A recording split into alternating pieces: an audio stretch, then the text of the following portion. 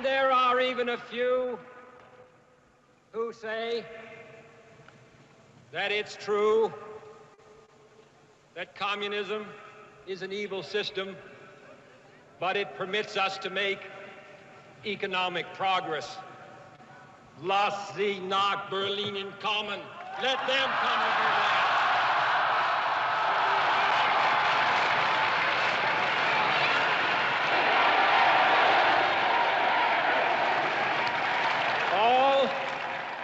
All free men, wherever they may live, are citizens of Berlin. And therefore, as a free man, I take pride in the words, Ich bin ein Berliner.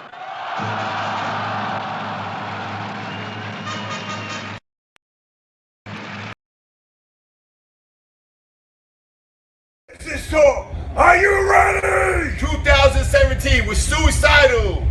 Yeah, Mikey Suicide. Plus guests, be there.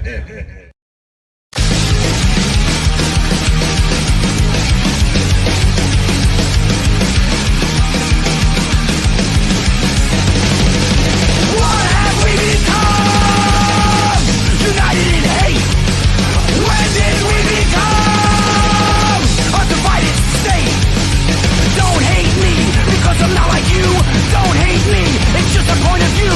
When did we become divided by hate? What have we done?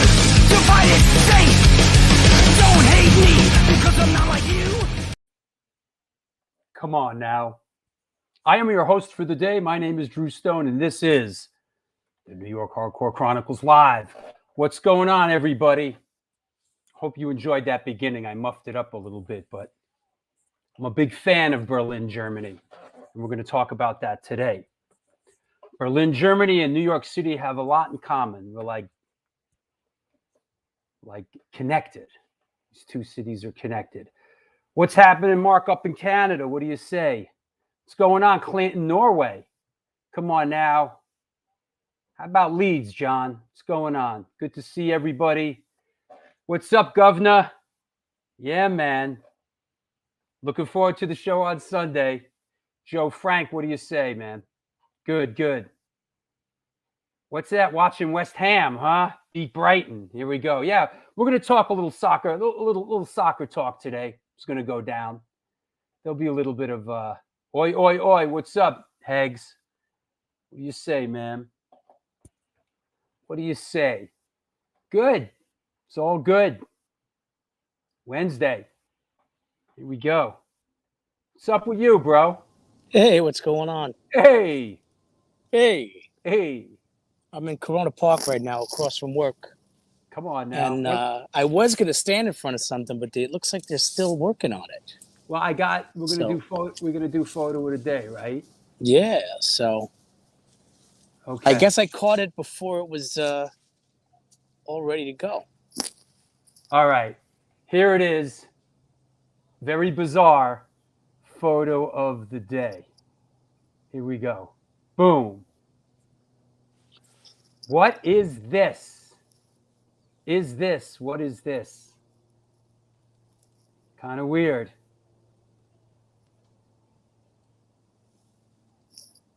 Yeah. All right.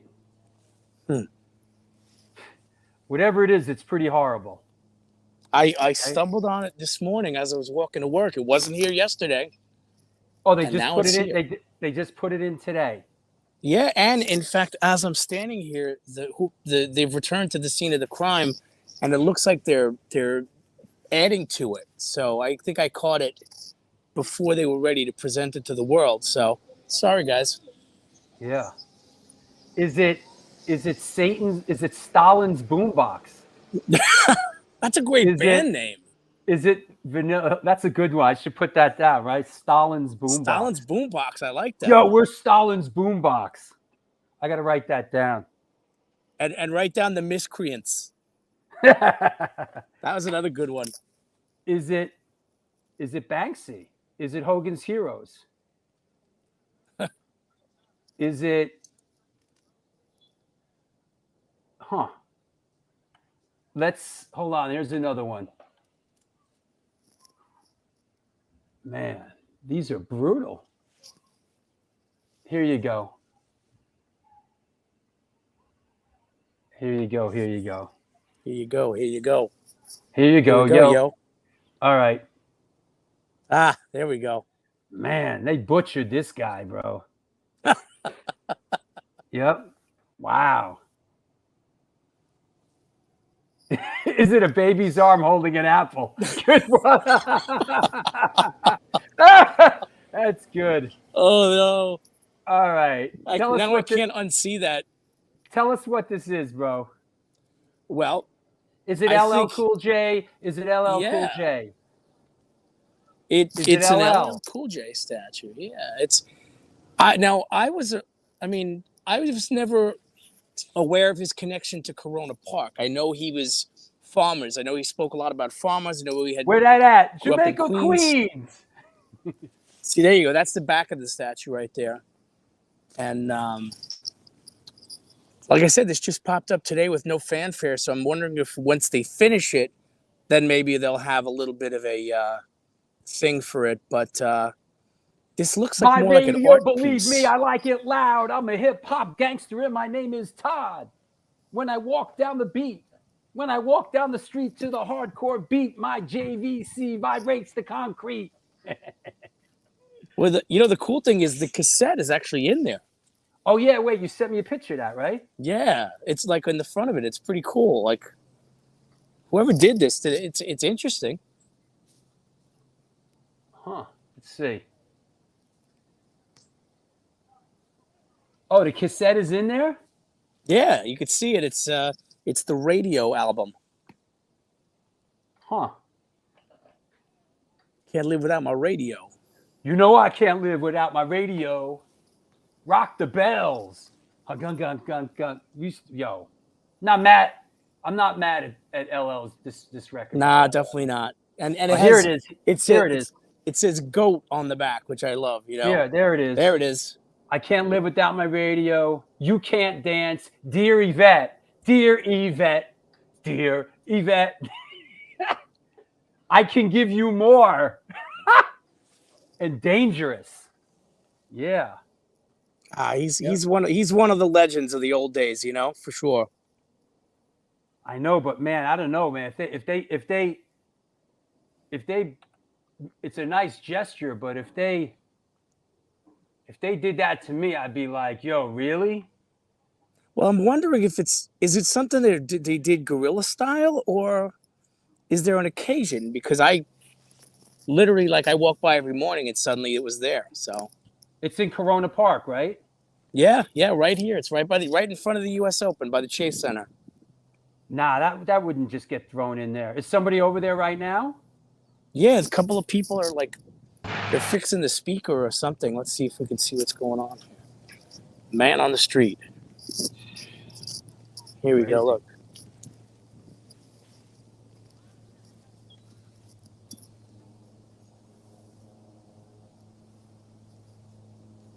Yeah, it looks like the speaker is being tweaked a little bit. All right. Hey, listen, it's pretty cool. I mean, I think of all the things that they stick here, me, I like it loud. Yeah. It's funny because George Washington is just like down that walkway. Oh, he won't be there. He won't be there for long, bro. So. In the world we're living in, they'll get you. They just took Teddy Roosevelt out of my neighborhood, bro. George Washington. What did Teddy Roosevelt do? Yo, they got rid of the statue in front of the Museum of Natural History with Teddy Roosevelt. Gone. See ya. Hate to be ya. Yup. Teddy Roosevelt is gone in front of the Museum of Natural History. Yep. But we have a statue of the guy that sings doing it well, right? Yeah, there you go. All right, man. It's all good. All right, I'll talk to you soon. All right, see everybody in a little bit. All right. Listen, it's a crazy world we live in nowadays. In the meantime, this is the New York Hardcore Chronicles Live, and we are sponsored by New York Hardcore Comics, The Organic Grill, the Texas Silver Rush, DTFM Vinyl Distro, Chacho's Tacos, Generation Records, and Chain Reaction Records and Skateboards, located in Lakewood, Colorado, is the Rocky Mountain headquarters for all things punk, hardcore, and metal. Established in 2014, they have the largest selection of records, CDs, shirts, stickers, patches, and accessories between Chicago and LA. From the pit to the ditch, they got your back. Get in touch with them at www.chainreactionrecords.com. Come on now, Chacho's Tacos, located in Corpus Christi, Texas. Chacho's Tacos opened their doors in 2001, home of the almighty Chacho's Taco. They cook up an incredible home-style Tex-Mex food, and this month they're celebrating their 20th anniversary. They've been supporting the underground scene since the beginning, and in their own words, we ain't stopping anytime soon. Touring bands that play Corpus Christi swing by and get a home-cooked meal at Chacho's Tacos. We got you. The underground scene will never die. Please follow us on Facebook and on Instagram. Just a quick mention of the next 4 shows. There is no show on Sunday because we are doing a Bowery Electric show. We're going to talk about that later with one of our special guests, Will Shepler from The Take, formerly of Agnostic Front and Madball, will be on as well. Antidote, NYHC, and The Take are playing on Sunday. There will not be a show. Coming up a week from today, Mr. Michael McDermott from Joan Jett and the Blackhearts, Bouncing Souls and Murphy's Law. Sunday, December 12th. This is Boston, not LA. 40th anniversary with Bob Sensi of Jerry's Kids, Bob Faraples Hatfield of the FUs, Brian Betzker from Jerry's Kids, and Gangrene, and more. Sunday, December 19th, you asked for it, you got it. Kevin Seconds of 7 Seconds. And then Wednesday, December 22nd, Mike Bromberg, a.k.a. Mike Bullshit, will be on the show. So all that is going down. The show that's coming up, let me just mention that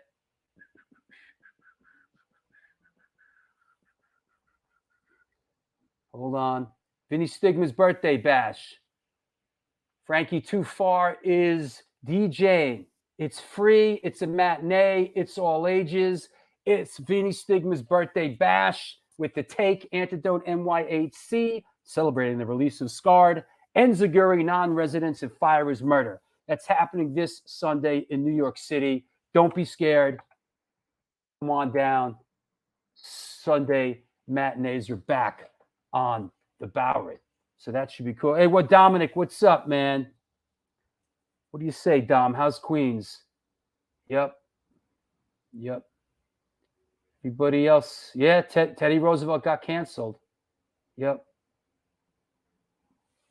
It's a crazy world. You know what I wanted to mention? I wanted to mention that, the last show we did with Dave Ellefson was a great show. It was really great, and it was great that he was on the show. And about less than an hour after we did the show, Blabbermouth, who was obviously watching the show, took this really small, insignificant thing, that he said and like really spun it and turned it into a really ugly, ugly thing. And it's really upsetting for me to see that, The guy came on. We had a great show. Everybody was respectful to him. Hey, look, the guy had a couple of issues, but that's not what that's not what we're dealing with on the show. And everybody was great on the show. And then, boy, Blabbermouth took this thing. Boy, that was friggin' ugly, man. That was nasty. Nasty. Yeah. And I'm not trying to get into it with Blabbermouth, but wow. That was like it was a great show. It was good. That said,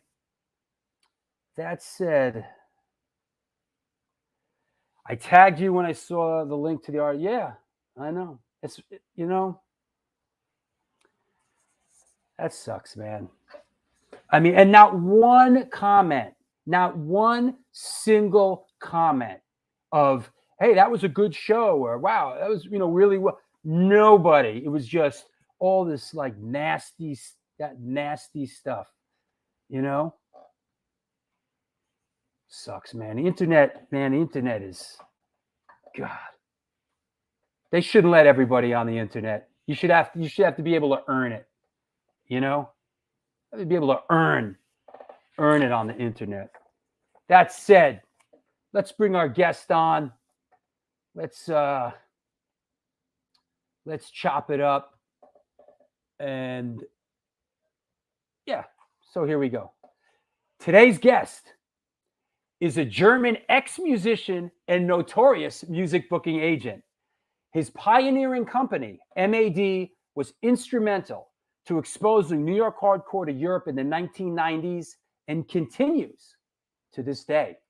He is known for his work with the bands Agnostic Front, Madball, Sick of It All, Hatebreed, Biohazard, Sheer Terror, Youth of Today, Marauder, H2O, and many, many more. Please welcome, coming at us from the capital of the fatherland, Berlin, Germany, Mr. Marc Nickel. Hey, man. Hi, how are you doing? I'm good, buddy. How are you? I'm doing all right. How's things in Berlin, man? Is it lockdown time again? What's going on, bro? Yes. We're talking about canceling the shows again, and it looks like we're getting in a lockdown the next couple of days. It's actually a bad period right now here. Boy, imagine that. We got to go. So we got to take another step back, man. It's unbelievable, right? Yeah. And I guess I mean here there's a bit of a pushback against it, but I guess in Berlin, you know, nobody's pushing back. You said, right? No. It's actually probably the worst time we had so far. We had a lot of luck before, but now it's getting bad, very bad again. So, yeah. And a couple of countries locked down already, like Austria. And as it looks like we will be next weekend is clubs closed again. How does that work? I mean, what's going on? I mean, do you have stuff booked? Is there anything in jeopardy now? Yeah, sure. I mean, what we're doing right now is like we're booking shows, we're canceling them, we're postponing, we're booking, we're canceling, postponing the last 2 years. God. You know, I mean, we have to continue our job, you know, even we didn't get paid for anybody. We have to continue because if we don't continue, there will be no shows tomorrow. Yeah, right. You know what I mean? We can't do side jobs like a lot of other people who help themselves from the music business, doing other jobs in that hard time, but we had to work. You know, so we're canceling booking, postponing, canceling booking. It's like a continuing process. So Alejandro asks, what shows are being canceled? Like which band? Is there anything that you just recently had to put on hold again? Yeah, we basically canceled the Persistence tour for next year again. Oh, you know, man. It's the third year in a row because it's just too big to make it happen with the basically now already this situation that will be not cleared in 3 months. So that's impossible. That we get with that restrictions, if we even can open, the shows are too big. You know, with 2,500 people venues. The shows, You know, smaller ones, we still hoping end of February. You know what I mean? We're keeping the dates here. Everybody hopes, you know, that we get it a little bit better under control the next couple of days, or some different restrictions, whatever. But besides that, basically everything gets canceled again. You know, I think today I canceled 25 shows. Hey, your old friend Todd Hamilton from Warzone says, "What's up, Marc? Been a long time." How you doing? Yeah, we'll get to some of that. So tell us, like, you know, how did you come up, man? Where did you grow up, and was music a part of your life? How did you come up? You mean before punk rock, even? Yeah. Like where did you grow up, and was music a part of your life? Like, what kind of I born actually in West Berlin when the wall was still around, and I grew up here too, in the south of West Berlin, and music was very early. Basically hit my life. You know, that was the time of glam rock when I was a kid, basically not even a teenager, a kid. You know, and bands like Sweet, T-Rex, Slave, and dominating actually over here the whole charts. So we all been into that. I think when I was 8 years, I was on the first Sweet show in Berlin, big, like 10,000 people. Wow. You know, I saw like Sweet, Slade, Susie Quattro, all these bands back in the days. That's the glam era. That's the glam stuff right there. And when you saw that music and you grew up with that music, with the visibility, with the craziness, you know what I mean? It was already, the bridge was made for the next level.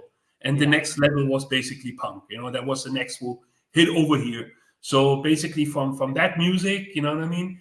it basically came into punk music in 78, I would say. I was really still a kid, probably not even a teenager count, but I grew up with the first wave of punk rockers and hooligans in my neighborhood, in the projects where I came from, on the South. And basically, they took me with me because, as you know, I'm quite big, right? With 6.5, I think, American, So basically, even with 12 years, that's me. That's 1980. How old are you here? Well, I should be then like 13, 14. Damn, bro! And look, your hands all taped up. What were you guys getting into some soccer hooligan brawl? Yes, that's the typical look for me when I went to football back in the days. Let me just ask you real quick about Berlin back there. Like Berlin was like kind of like the place to be. I know Bowie and Iggy and Berlin was like a melting pot back then, right? Yes. In the 70s, it started like probably the 70s. It was the drug capital too for heroin, by the way, in Europe. That's like a lot of movies been made from that period. It was different because West Berlin didn't belong theoretically to Germany. Right. So we had our own laws. We've been under the control of the 4 aliens, you know what I mean? Russians, French, English, American. Sure. I grew up in the American district.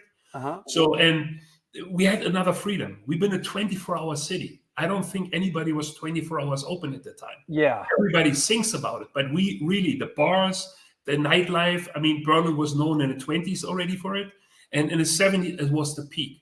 And also, all the people who want to go away from the army in West Germany, they just came over here because we are not a part of them, so we don't have to go to the army. So we had that certain age of people here, who've been young, wild, who want to do rebellion. So there was so much freedom, basically, so everybody came. We had a huge art scene. We had a huge homosexual scene too, you know what I mean? Yeah. It was all somehow all together, with the punk scene and everything. And that's why so many people came over here all the time because even people that wanted to record there, like Bowie, and it was just the energy of that city. Yeah. Iggy, I saw once, I think, in a bar, and Bowie I never saw in any of the bars. I've been basically walking around, but I know he was there. But for me, it didn't matter because Bowie was for me a pop guy. It didn't matter to me at all. You know what I mean? All this, I know it's a very important early time from him. Didn't mean anything to me because, like I said before, I wasn't Sweet, T-Rex, Slade. That was, he was not my cup of tea. And Iggy was here. The Stooges were not so important for the second wave of punk people. Only for the early. I know that the guys who saw him here in 78, for them, he was huge, right? But I didn't saw him 78 when he played in Berlin 3 or 4 or 5 times, right? So he was not so important for me. The record came to me much later than basically Pistols or whatever. Makes sense.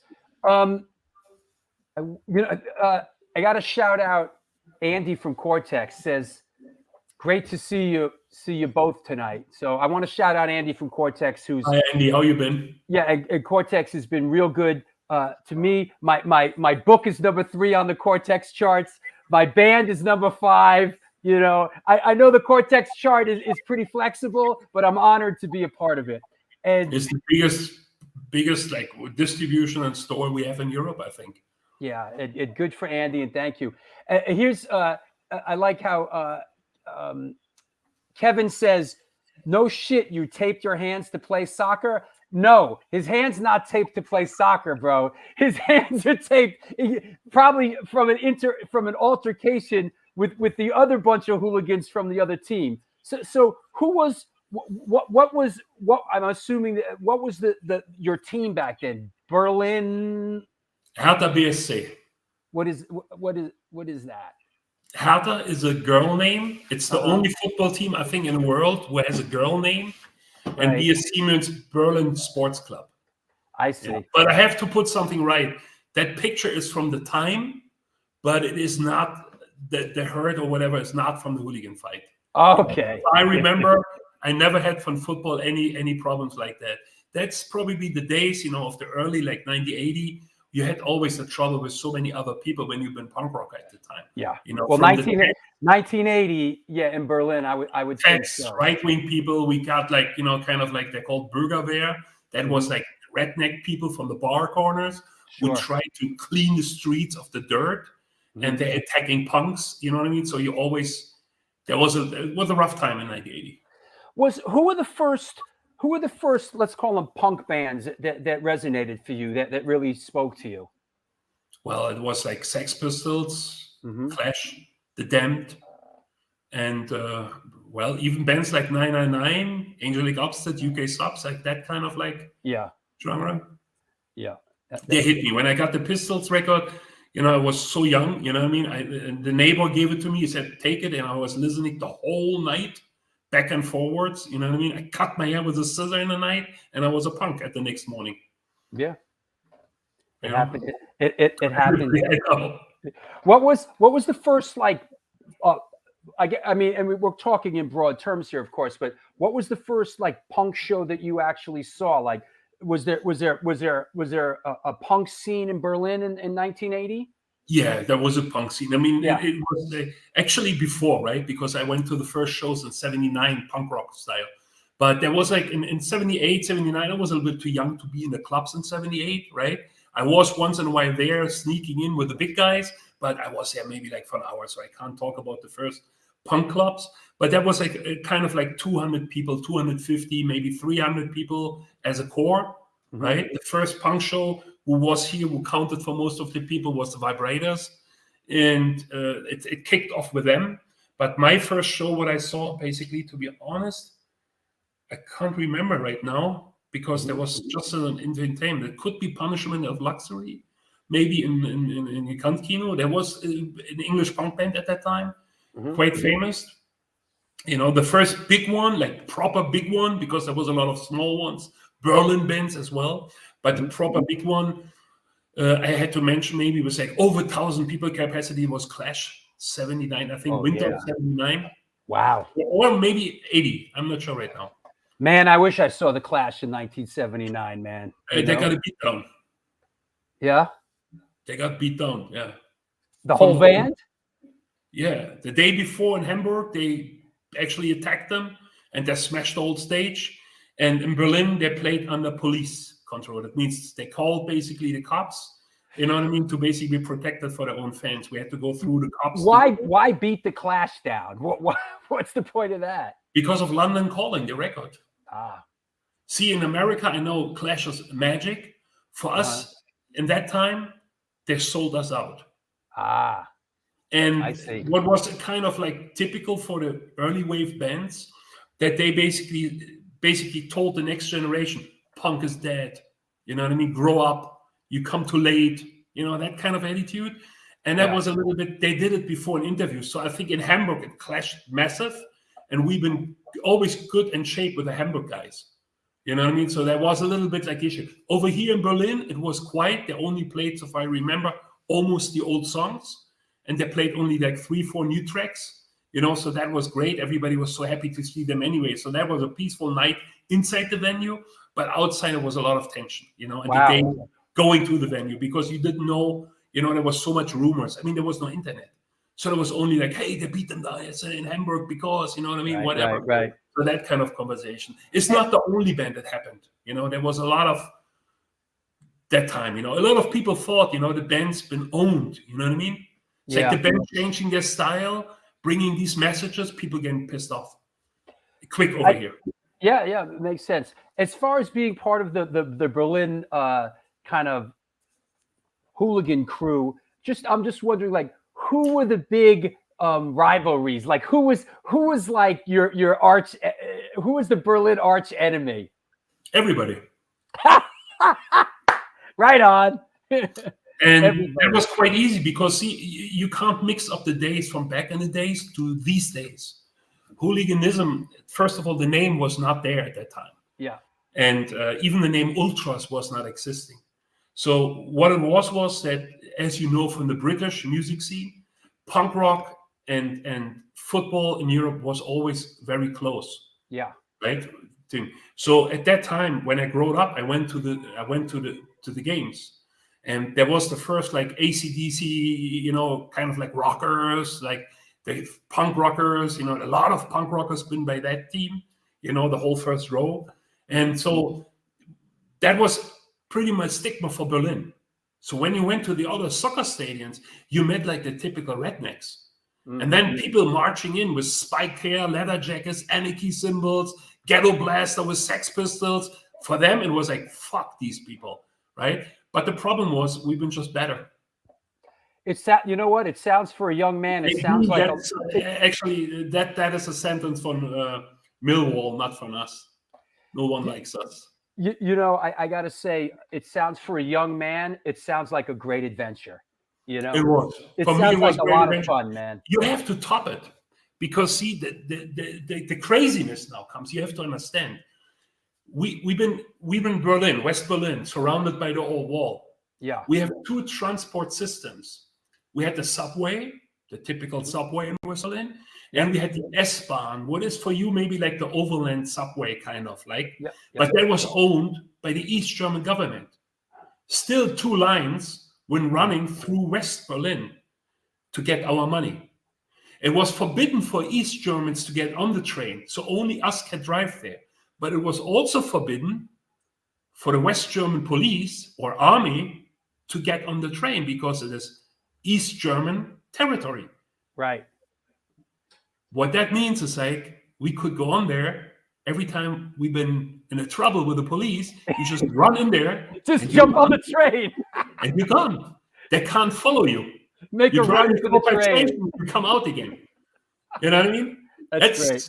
You know, just to understand the craziness of West Berlin back in the days, it's maybe like one of the best examples. Yeah. You know, so we always use that train line because by fun, where I came from, it started and it crossed direction straight to the stadium. So you learned basically at that time outlaw lawless things by the game of the Cold War. You know what I mean? Wow. Wow. You know what? Wow. They, I guess I guess I shouldn't have played the Kennedy clip in the beginning because Facebook shut the feed down. All right. But at least we're on YouTube and everybody's watching it on that. All right. I thought so. Yeah. You just take I'm not a Berliner. Oh man. You know, Facebook, right? So how did you get involved with booking bands and like how did that start to be? Well, I think it was like 79, 80, you know what I mean? I don't have it like also straight. And a second wave of bookers started in Berlin to take over. You know, a person I know very well came out of jail and basically started to squat like the first place and started the first punk club. You would call it like the A7 in New York. For us, it was KC36. Mm-hmm. And there was like the place where all the Berliner bands and a couple like friend bands from other territories played constantly, right? Very small, like 150 max 200 people maybe. Right, but the core of the scene. And so they did the shows. And he asked me very early on the level if I want bouncer. I was like probably 14, 15, right? At that time. 15-year-old bouncer, huh? Yeah, but yeah, I was big and I was a nut, you know what I mean? Yeah, and, right. behind me was basically, you know, the troublemakers, you know what I mean? So he told me that straight after a couple of years. We're still friends, right? And he told me, like, you know, he said, like, you know, I took you because I thought if you've been on the door, your friends have been quiet. So that was the game. So that was like the beginning. If you can't beat them, join them, right? Exactly. Yeah, so basically, at that time, it basically started, you know what I mean? I worked on the door in the night, you know, on the show, got money, you know, and then I went the next day to the school, you know what I mean? And stuff. So that was very interesting. I mean, shows anyway, rock and roll. I mean, I said, since the sweet days, you know what I mean? Music, life, the energy, you know what I mean? Yeah. So I think in 82, winter of 82, me and Ute did the first show. Like, me and Ute are MAD, right? Now, Ute at the time was your girlfriend?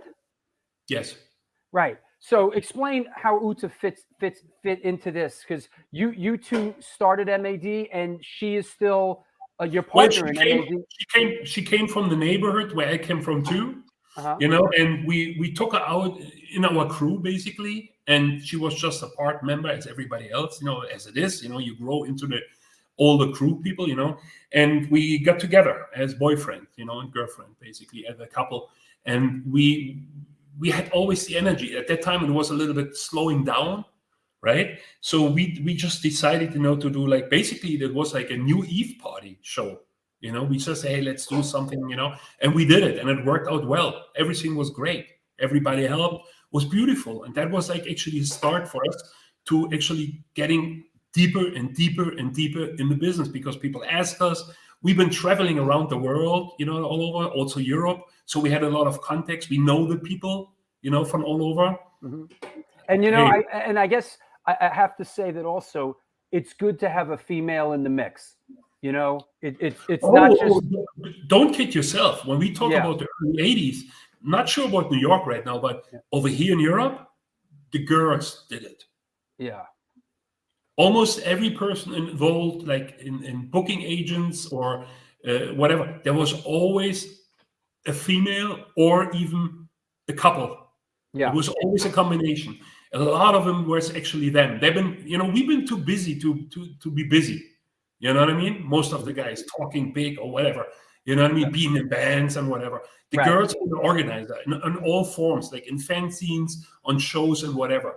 It changed like in the mid 80s that a lot of girls faded away and then more and more boys took over. But in the beginning, originally was, I'm not sure if it's even or whatever, you know, but there was a lot of girls. We've talked about that many times on the show, and I talked about it in the New York Hardcore Chronicles film, that early on in the hardcore scene, and dare I say worldwide hardcore scene, it was definitely more of an even playing field. It wasn't so ridiculously violent or whatever, and there was a lot more girls around, because you know, girls would find their place, whether it was doing a fanzine or taking pictures or promoting shows. And early on it was really like you said, almost 50-50, but as it progressed, a lot of and got more violent and got more, you know, kind of crazy, a lot of girls kind of packed up and left, and new girls didn't come into it for a while.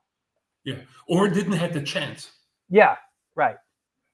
Definitely. Absolutely. And so basically we both got together as a couple, and then we did this one show, and it was great. And from that point on, we basically just starting booking. It gets more and more and more. I was still working at that time, you know, in construction. You know what I mean? So we had jobs, and we just did it by the night, and we do more and more and more. And at one point, we just starting to book tours. You know, we had no name. Everybody called us always Marc and Uta aus Berlin, from Berlin, basically. That's all what they said. That's our name. We never cared. Did you guys spend any time in New York in the 80s? Yes, I was there in the mid 80s, I think, the first time, and then a lot. And basically, I think every year, at least 2 months or something like that, I was hanging there. I was always present. A lot of people thought I am from New York because they see me for 2 months very often. And, you know, back in the days, it was kind of like, you know, CB's was sometimes off and on. So you see some people for a certain time, you think he's somewhere from here. Sure, you know? Sure.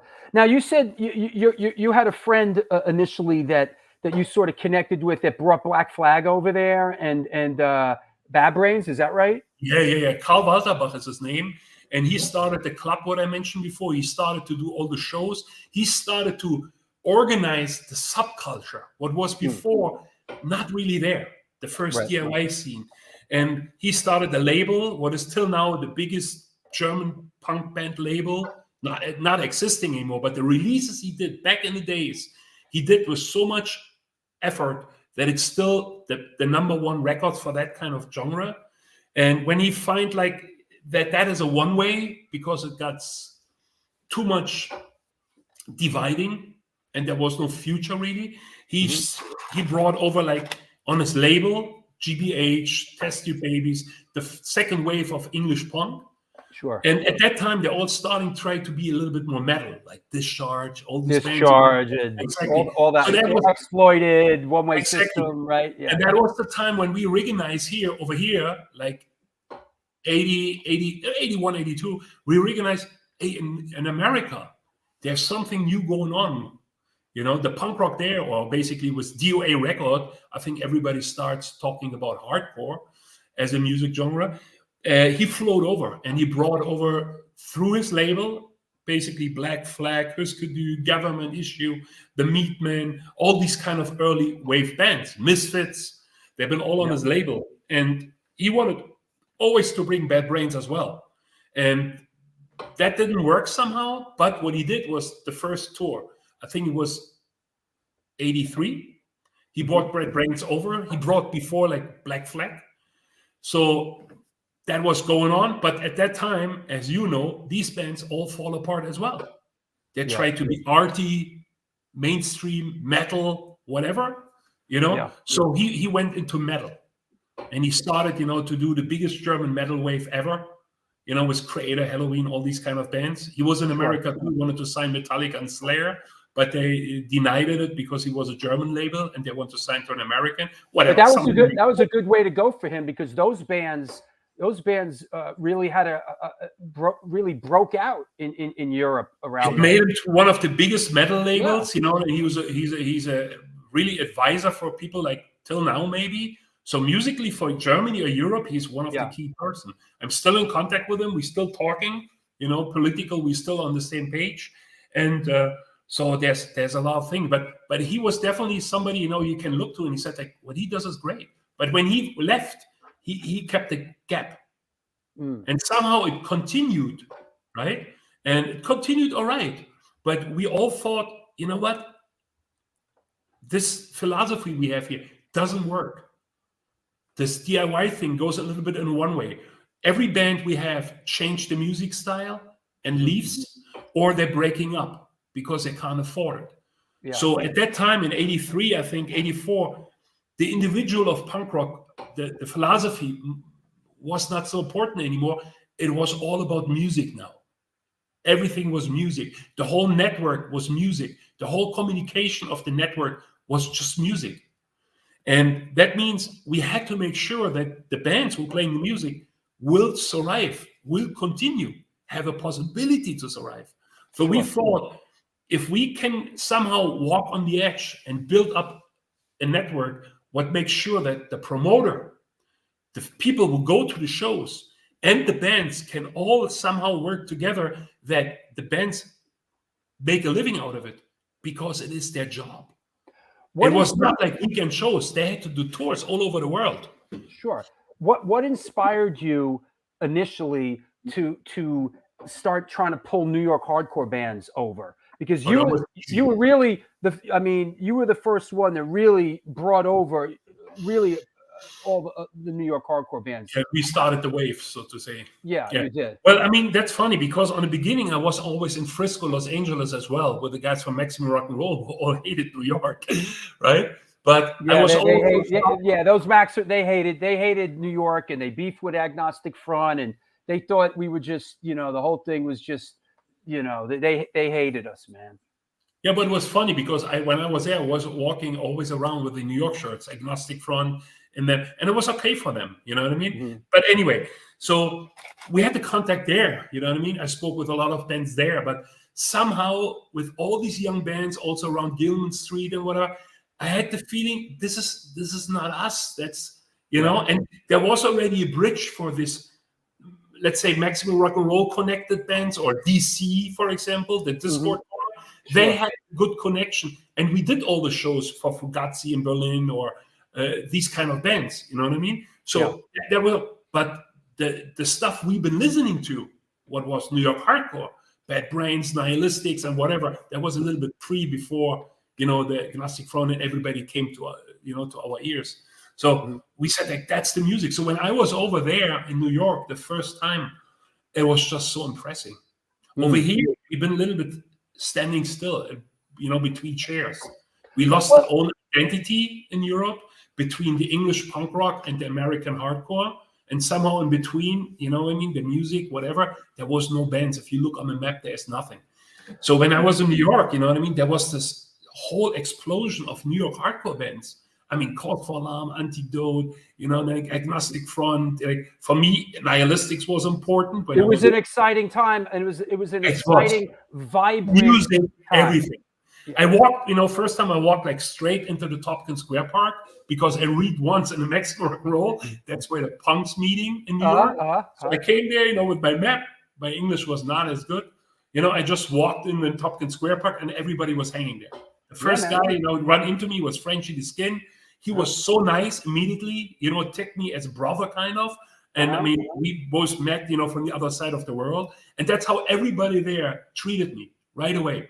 I got a place to stay without asking. People say, where are you staying? Or this, oh, you can live in our squad, come over here. So you feel right away welcome. Yep. Nobody asked me what I'm thinking, how I'm looking, whatever. I was welcome, you know. I was a stranger going to the other side of the world, and I was warmly welcomed from everybody, sharing drinks, foods, whatever. And I was a tourist, if you take it by in reality. That's how I run into Harley, Roger, like, you know, all these people, like basically were running around there, Jimmy, whatever. And when I was in Frisco, it was always different. You know, it was kind of like stiff, you know, and the people from the Gilman Street area didn't go to the shows in downtown, you know what I mean? Because that's where the booze and the bad guys are, and the other way around. In New York, it was just everybody, punk, hardcore, skin, metalhead, it doesn't matter. You know, it just didn't matter. And that was the thing I missed in Europe. And the music was just so great, so inspiring, you know what I mean? So full of energy. And I mean, as much the people did, the shows were as well. You know, when I went to first shows, like in, for example, in CBGB's or whatever, you know, I came in, I was like, what, so small? I thought I'd meet a real club, you know, and it was a tiny place. But the energy in there with that little crowd of people, you know, that was just crazy. The music, everything. What was the first band that you pulled over to Europe, and how did that go? I mean, what was that sort of communication like? You mean for New York, I guess. What was the first like New York hardcore band that first New York hardcore band? I do think was Murphy's Law. Is that right? I think it was the first one in 1990. That was the first tour for them, I think. Would that be this, or is this later? Oh, that was later. There was another poster I couldn't find. Well, the green one with the picture on with Chuck and everybody. Okay. But so that was a second tour. So you approach Murphy's Law. You say to Jimmy, "Hey, we have this little booking agency. Want to bring you over to Europe?" I can't remember how that happened. I think it happened through a friend in England who basically was connected to them as well. You know, hey Dan, how you been? And he was on tour. That was playing with Murphy's Law at that time. Okay. And I think that happened through the English guy. You know what I mean? And it just happened, and it was just so much fun. I went with them on tour, drove with them, and it was just as the experience I had over in New York. You know what I mean? So friendly, so nice, so much fun. You know what I mean? What was Murphy when Murphy's Law first came over there? Were they embraced? Was there a crowd? Were people? Wow, you know, was there an immediate audience? Yes, because the network we built up over here, not just us himself. You know, we were a part of this whole thing, but it was working like this. If you've been a part of the scene, you know what I mean? Yeah. Political, whatever scene, music as well, and you do tour, people come. Yeah. The guy from Sam I Am wrote in the book, what was very nice. He said, we came over to Europe and didn't know people know us even, you know, but I thought when MAD booked the tour, people come anyway, because I think it's great and everything was sold out. So with Murphy's Law, we had a couple of very good shows, but also very small shows. Yeah. You know? But Murphy's Law was also a typical New York band. They didn't care. Jimmy didn't care. He played in front of 10 people as crazy as in front of everybody, the whole band, you know? Yeah. So that was new, you know, because at that time we had often, oh, all right, puppet show, whatever, these kind of comments, you know? Yeah. And Murphy's Law went on with all the bands from New York I met. They went on and they just did a full show. They didn't care, you know? And that was so appreciated for most of the people. Was Agnostic Front soon after, or I know you did a Gorilla Biscuits '89, or did that happen soon after? Yeah, that's like so many tours doing also, so I can't put them in a puzzle. But Okay, it was well like one to the next. let's briefly. I mean, here's the Gorilla Biscuits '89 because we'll get to Agnostic Front. We'll bring Will Shepler on after the break, but so this was a big one. This Gorilla Biscuits in '89, right? Yes, but I'm not even sure if that's our tour because Gorilla Biscuits came over on the first tour with Sid and Lorelei, two friends of us. They brought the first tour from them. It could be their poster because it says Lorelei. Oops, my bad. And no, it's probably my bad. I sent you the wrong one. We used the same poster. We had the same poster because that was the only cover around at that time. I think we did three tours with the Gorilla, you know. But they did the tour, and when they did the tour, basically they moved over to us already, and we continued then. Got it. Hey, let me shout out a couple sponsors. Let's take a break, and we'll come back. Let's talk about Agnostic Front and stuff, and we'll bring Will Shepler on with us. Okay. Sure. All right. What's happening, boys and girls of all ages? I guess we lost the Facebook feed. I brought it on myself because I played the John F. Kennedy clip that Warner Brothers owns. And as soon as you do something with Warner Brothers, they shut you down. Well, shut them down. Shut them down. This is the New York Hardcore Chronicles Live. We are sponsored by the Organic Grill, the Texas Silver Rush, Chain Reaction Records and Skateboards, DTFM Vinyl Distro, Chacho's Tacos, New York Hardcore Comics, and since 1992, Generation Records. They've been a mainstay of the New York metropolitan area music scene. Today, they offer a diverse selection of new and used rock, jazz, indie, hip-hop, punk, hardcore, metal, blues, soundtrack, and reggae LPs, as well as T-shirts, posters, and other merchandise. They buy used record collections and music memorabilia and will pay you top dollar for them. House calls are made for large collections in the tri-state area. Call or email generationrecords@gmail.com. I'll follow them on Facebook and on Instagram. Organic Grill is a vegan restaurant located in East Village, New York City at 123 First Avenue, featured in New York Magazine, New York Times, and Veg News. The dishes have won numerous awards, including Best Goddamn Veggie Burger. They make their own cheeses, sausages, and burger patties, and every dish on the menu can be made gluten-free. This year, they're celebrating their 21st anniversary, and they're all about having a great time while enjoying amazing, clean food. They have now fully reopened for business and look forward to seeing you. Get in touch with them. Order some great food at www.theorganicgrill.com. Want to mention a couple of shows that are coming up. This one I mentioned this on the last show. There's a flyer for it now. This is going to be a lot of fun. Here we go. Mr. Charlie Benante from Anthrax and SOD is coming on the show. He is an incredible Jaws movie enthusiast. That picture of him with the yellow barrel, he owns that. He bought that. That's how much of a Jaws freak this guy is. We're going to bring Charlie on. We're going to talk about Jaws. And we'll talk a little Anthrax, but we'll talk Jaws too. And also, we're going to bring Arnie Stone on. Arnie Stone has a little perspective on Jaws. We were out at Martha's Vineyard for that summer that they were shooting Jaws. So he has some memories of that. So, yeah, Charlie Benante. Yeah, this is going to be – you got city hands, Mr. Hooper. Show me the way to go home. I'm tired and I want to go to bed. Yeah, there you go. Jaws and Arnie. This is going to be fun. This is a side trip show, you know, the kind of stuff that we're doing. You know, show me the way. Here's to drinking with bow-legged. Here's to swimming with bow-legged women. Yeah, it's going to be good, man. Also, I want to mention, there's another one here somewhere, right? Yeah, here you go.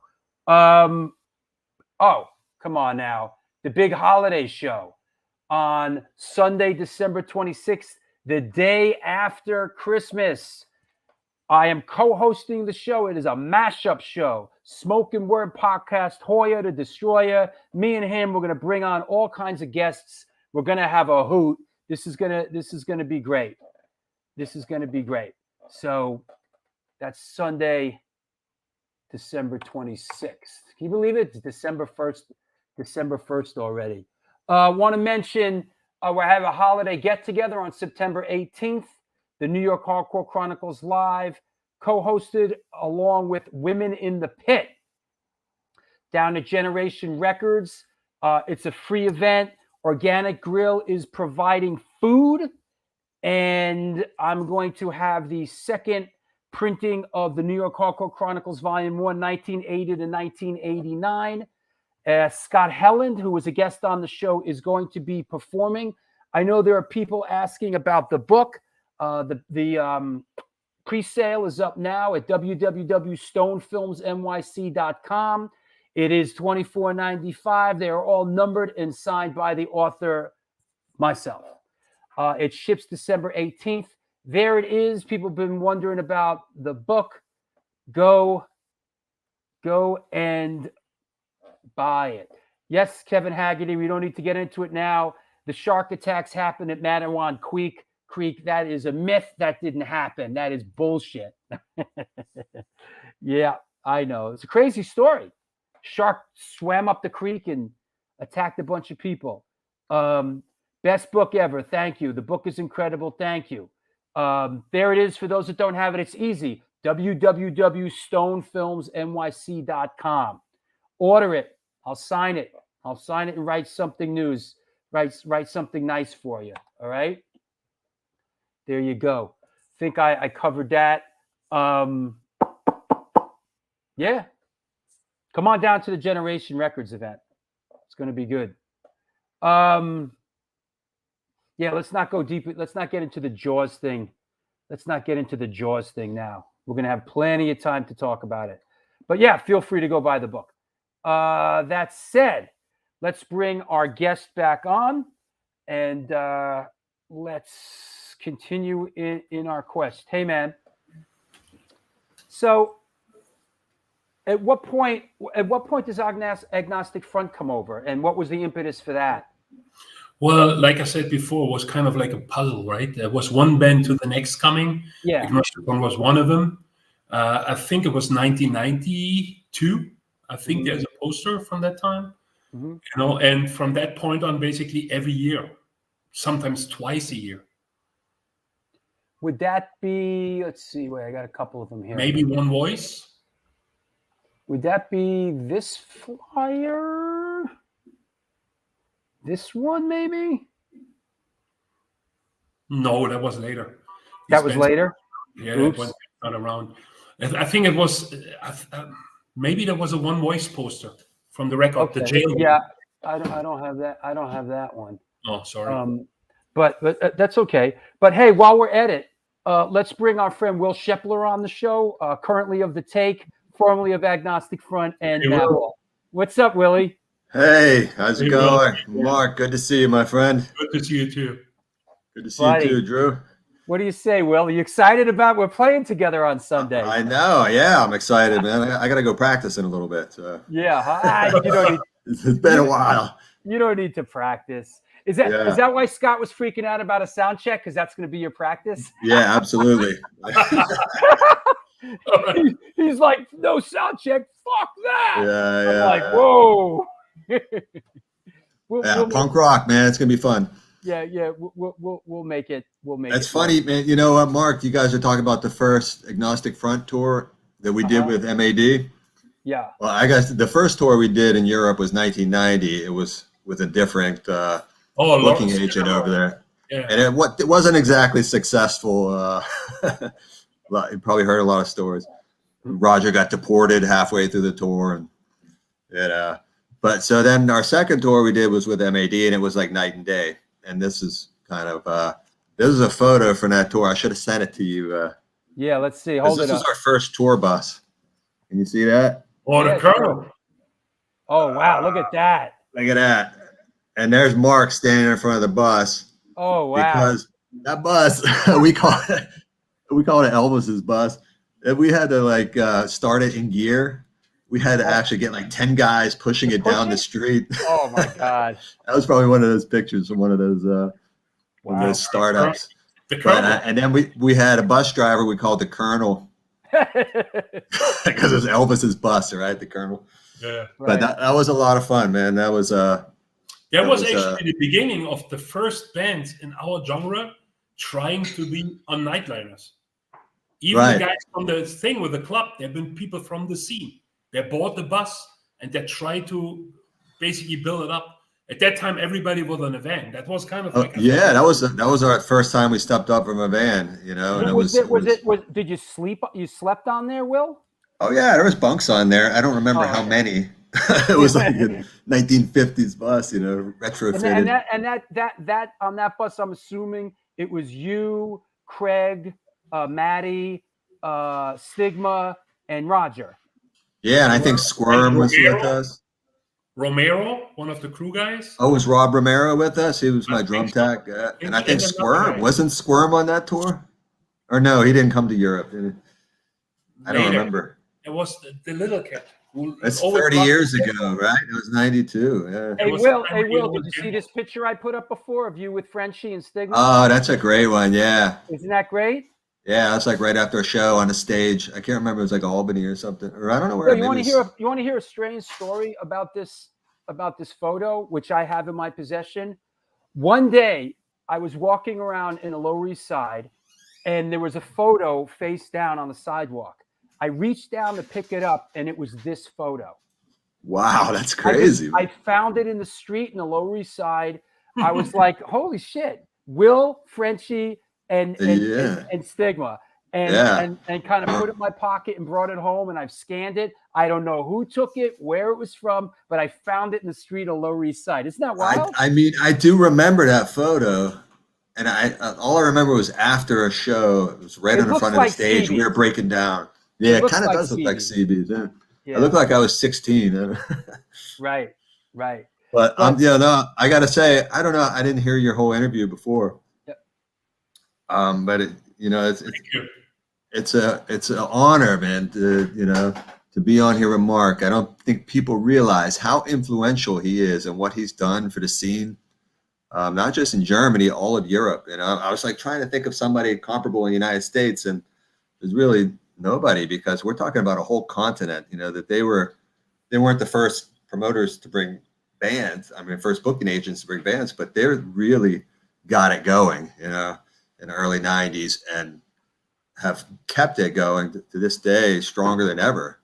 And I know also, thank you, Marc. Yeah, absolutely. And Marc, maybe you could give us a word on, I mean, AF really put in some hard work back then and kept coming over, and AF wasn't afraid to, AF would go out there as long as you would book them. They would, right? Yeah, and also didn't care where to play. I mean, at the time, we played so many squats. And don't forget, we talk about, like Will said, a continent who was so different than America. Yeah. Like when we went, for example, to Italy, they don't have breakfast culture. Or let's say a different one. So when Americans came to Italy and waiting for breakfast, they have an espresso. Cappuccino. Maybe a song. But they thought about eggs and whatever. So right away, there was sometimes some tension. You know what I mean? Also eating dinner in Italy very late, after the show, mostly, in a lot of squats. So there was a lot of interesting thing, also the language barriers. I mean, for us was difficult, but for Americans as well. So that was very interesting, because also for me at that time. But we went to like places like Rome or Milano or France or Spain, whatever. Right. Well, you told me, Marc, you told me that when you used to call, like early on in the game, you would call these places in Italy, and there'd be no one spoke, English. There was no common language, and you'd be like, it would be really sort of awkward and difficult to sort of book them, right? Yes, I mean, it was not difficult to book them, because for some reason back in the days we all understood each other. We trusted each other.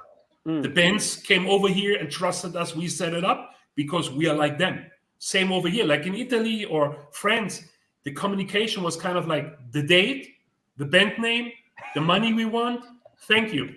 I remember some of those shows. I remember one show in Italy it was just on this little, I don't know, youth center or something on top of a hill, and in some town we had to push the equipment up this dirt road like a quarter mile, and but it was a great show, you know what I mean? Like some of the shows just turned out to be amazing, and that's when I guess the hardcore was very small there and growing, and you guys were pioneers in those countries. Now I mean, I'm sure it's pretty easy to book shows, but it wasn't so easy in those early days. You know? No, it wasn't. And like there was no internet, Mark, right? So like getting the word out there, like I mean, how did you get the word out there back then?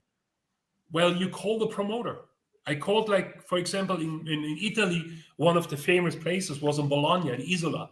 So we basically called them and spoke like broken English, German, Italian, right? And that's it. And then we had the address. They sent us a letter, you know what I mean? And the letter was like a road description, a kind of like the Franklin, you know what I mean? And an address. So we sent them posters. It was like a map scribbled on a napkin. Yeah, a lot of maps. Turn left at the big rock. Sometimes, most of them. Yeah. There was no Waze or nothing back then. Yeah, no GPS, man. There was, but we didn't have it. Talk about the time, as you both remember. You do a photocopy in a copy shop. You got an ugly, unreadable map out. So we got so many maps. Well, yes, it is somehow a map from the city, but you couldn't read any names. You know, there was like markers on, but where the hell is it? So we bought really like maps on the gas stations to understand where to go somehow. And you stop in the middle of the street and ask somebody some directions. And that must have been exciting, Will, to sort of like be, I mean, I'm sure AF in a lot of ways was kind of like the first, you know, New York hardcore band to get into certain places, right? Yeah, I think so. Definitely, we were sort of pioneered some of those areas, because the shows I remember were really small and tiny, and then you come back and all of a sudden there's twice as many people. Then the next time there's like 5 times as many people. You know, so it was really exciting, man. I loved every minute of it. You know? Agnostic was not the first band to tour, but to New York, and that was difficult because don't forget we had this problem that New York always got bad rumors from the California side, and Maximum Rock and Roll was very big over here too. So a lot of people told that. So Agnostic Front has a lot of time to explain himself to people. You know, they're not this, that, or whatever. You know what I mean? And then basically people said, "Wow, they're great people." And next time, as Will said, double the numbers. You know, I think like in Berlin anyway, was 1,000 people on the first shows immediately. You know, that was always great. Yeah, shout out to the Berlin crew, by the way. Yeah, that's that. You know, there's a couple of had a great scene there. Eric and Schlumpf and Mosh, Uta. Mosh. Yep. So I guess at a certain point, I mean, Agnostic Front. I mean, it's safe to say AF will come over pretty much once a year, right, Mark? At least. Yeah. And I guess at a certain point, this Madball thing revs up. I mean, I assume that this looks like this might have been like probably the first time Madball was over there, right? It was the first time I think that Madball even was a real band. Yeah. Because what happened was we weren't even really a real band. Well, I guess we were. Exactly. It was the original lineup. It was the original lineup. Roger wanted to take a break, as everybody knows. And I mean, Will, Craig, Vinny, they all didn't. So I always said, why not bringing Madball over as your support? Then they can continue when you're gone as Madball. Because we also thought we have to fill the gap. So that was actually Madball as not a real band. Roger was playing bass every night, covered up as nobody recognized him. Wore disguises, like for is that what you did, Will? You on drums, Raj on bass, and what? Stigma on guitar. Stigma on guitar, yeah. And Freddie? And Freddie. And Freddie, I have to say, and Freddie on war. He was young. I'm not sure how old he was at that time, but he was so crazy. It was every day almost. It's maybe wrong what I said, but. Almost like big brother, little brother fight every day. Roger tried to explain him that Europe is different. People over here are not fighting. They're not as aggressive. For Freddie, it was like a whole different world. He couldn't understand the different reaction. So he was always fired up. Very interesting tour. I think that was his first taste of being a front man, night after night. And besides that, he just knows the CBGB shows or maybe City Gardens was AF. Right. And he games in a different planet with people, you know what I mean? Talking to him, understand, not the typical drinks, no ice in the drink or whatever. All these typical things for American was not there. That was typical for him. And every night a show too, Yeah, but I got to say, he turned into one of the best frontmen in hardcore. No question. Madball took over so well. I mean, the idea was great, and Madball actually stepped in the shoes here of Agnostic until now. I mean, they're one of the key bands. Yeah, absolutely. And you guys are working together, even to this day. Yes. With the Take. Here's a shot of me when we did the video, Will. But we're all working together, aren't we? Yeah, I guess so, right? We're all working all these years later. Right? Yeah. When they called us, I have the band. I didn't hear the music. I just said we do it. Yeah, of course. I mean, was Will in there? Was Scott in there? You know what I mean? So I mean, it was sure it can't be. First of all, with this musicians in there, it has to be good. It was a different thing because they mentioned a little bit more oi kind of like skinhead type of sound. So we didn't know what to expect, but in general, I thought it has to sound good, and the outcome was even better than I thought. You know what I mean? So it's definitely for Europe. It's definitely a positive change over here if we finally can start working. Yeah, and hopefully. You've been over there. You've been over there twice now, right, Willie? We're there actually, twice or 3 times. I can't remember because we did do a quick little weekend show with Cockspar. Right. Oh yeah. Right. Right, and then we did the Barcelona thing, and then we did the Agnostic Front tour.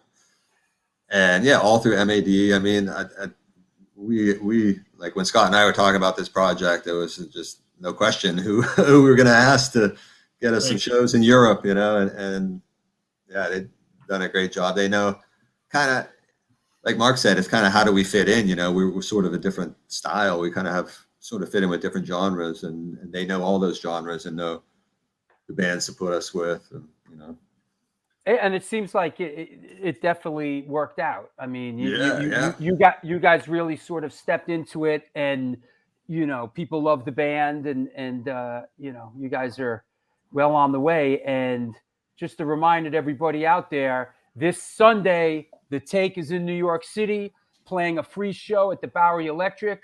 Antidote, NYHC, we're playing as well. Celebrating the release of our new record, Scarred, which is a big hit in Berlin, Germany. Shout out to Cortex Records. That's right. Shout out to Cortex. Enziguri's on the bill. The Non-Residents, Fire is Murder. And the Take will be getting a sound check, so they won't be totally unrehearsed. Yes. We're going to have one rehearsal.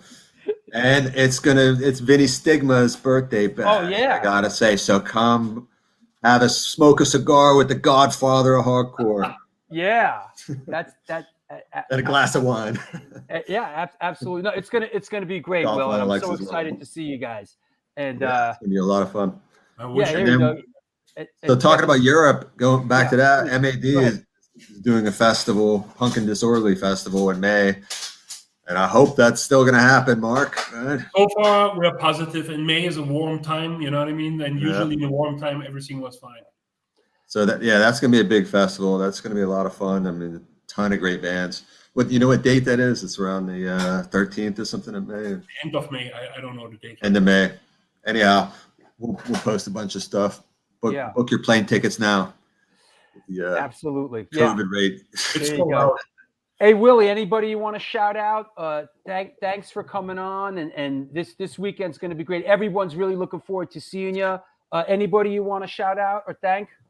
Yeah, I mean, since this is, Marc's show, I wanted to shout out to the whole Berlin crew. Like I said before, Eric and Schlumpf and Uta and Mosh and, of course, Cortex Records. They've, along with MAD, have done so much to keep the hardcore scene and punk scene going over there. So Andy, David at Cortex, Rikers, my boy Chris. Hey, I'm down in Europe. Hey, I'm down in Florida in a couple of weeks. Maybe I'll take a drive down and see you. Yeah, absolutely, man. We'll go fishing. Yeah, or we'll just go. We'll meet for dinner. Yeah, sounds good. All right. Hang out. Thanks a lot, Willie. Well, see you Sunday. Thank you guys for having me. My Take care, pleasure, Marc. bro. You're always Good to welcome see you. here, man. Thank Talk you. to you soon. Hope to see you guys. One of the good guys, Will Shepler. There, For sure. there you go. So let's pick it back up. You know, things get rolling, and let me find where is my.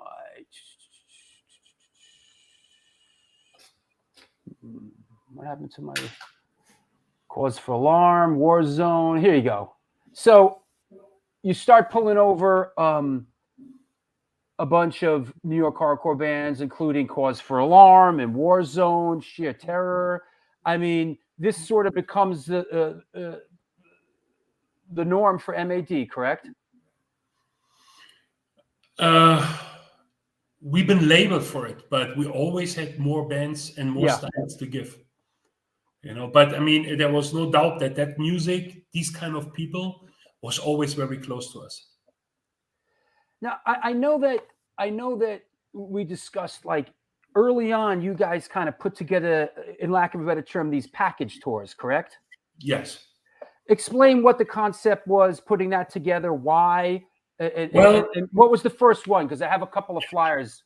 At one point, what was really the first one? I can't say. The first one I can remember was the Unity tour with Agnostic Front always headlining. So it was kind of like Agnostic Front package tour.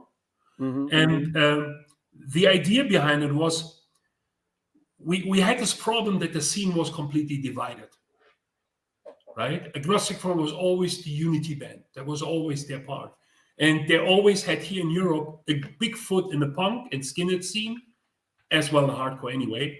So we always thought if we make a nice mix, right, with punks and hardcore bands together, right, you know, that basically it will benefit everybody. So Dropkick Murphys, Distillers, all these bands supporting Agnostic Front, US Bombs, you know, but also hardcore bands. I'm not sure about all these bands right now. So was this Punk and Disorderly? No, that was a Unity tour. Unity tour. I'm sorry. You know, Agnostic Front's headlining tour, basically with a package underneath, a mix of hardcore and punk bands to the concept of Unity tour. And this is the one I at least remember that, you know, at least the one who continued over a couple of years, right? And was very successful. We had 1,000 and more people on most of the shows. You know, so if I remember, it was very successful for everybody, and punk and hardcore went together again. You know, it was divided by a million reasons. Yeah. And the big point was we never had any press. Agnostic Front, like I said, we spoke on an early level. We had 1,000 people, you know, in New York, in Berlin, you know, or other places, not all over. But most of the metal bands have not even close like these numbers. But you have tons of metal magazines talking about them and promoting them. Agnostic Front was just nowhere. Maybe a little small article. So our idea was, if we putting a package together, we get more focus from the media, from the press, what will help the band and the scene in general to basically be more organized, you know, and respected.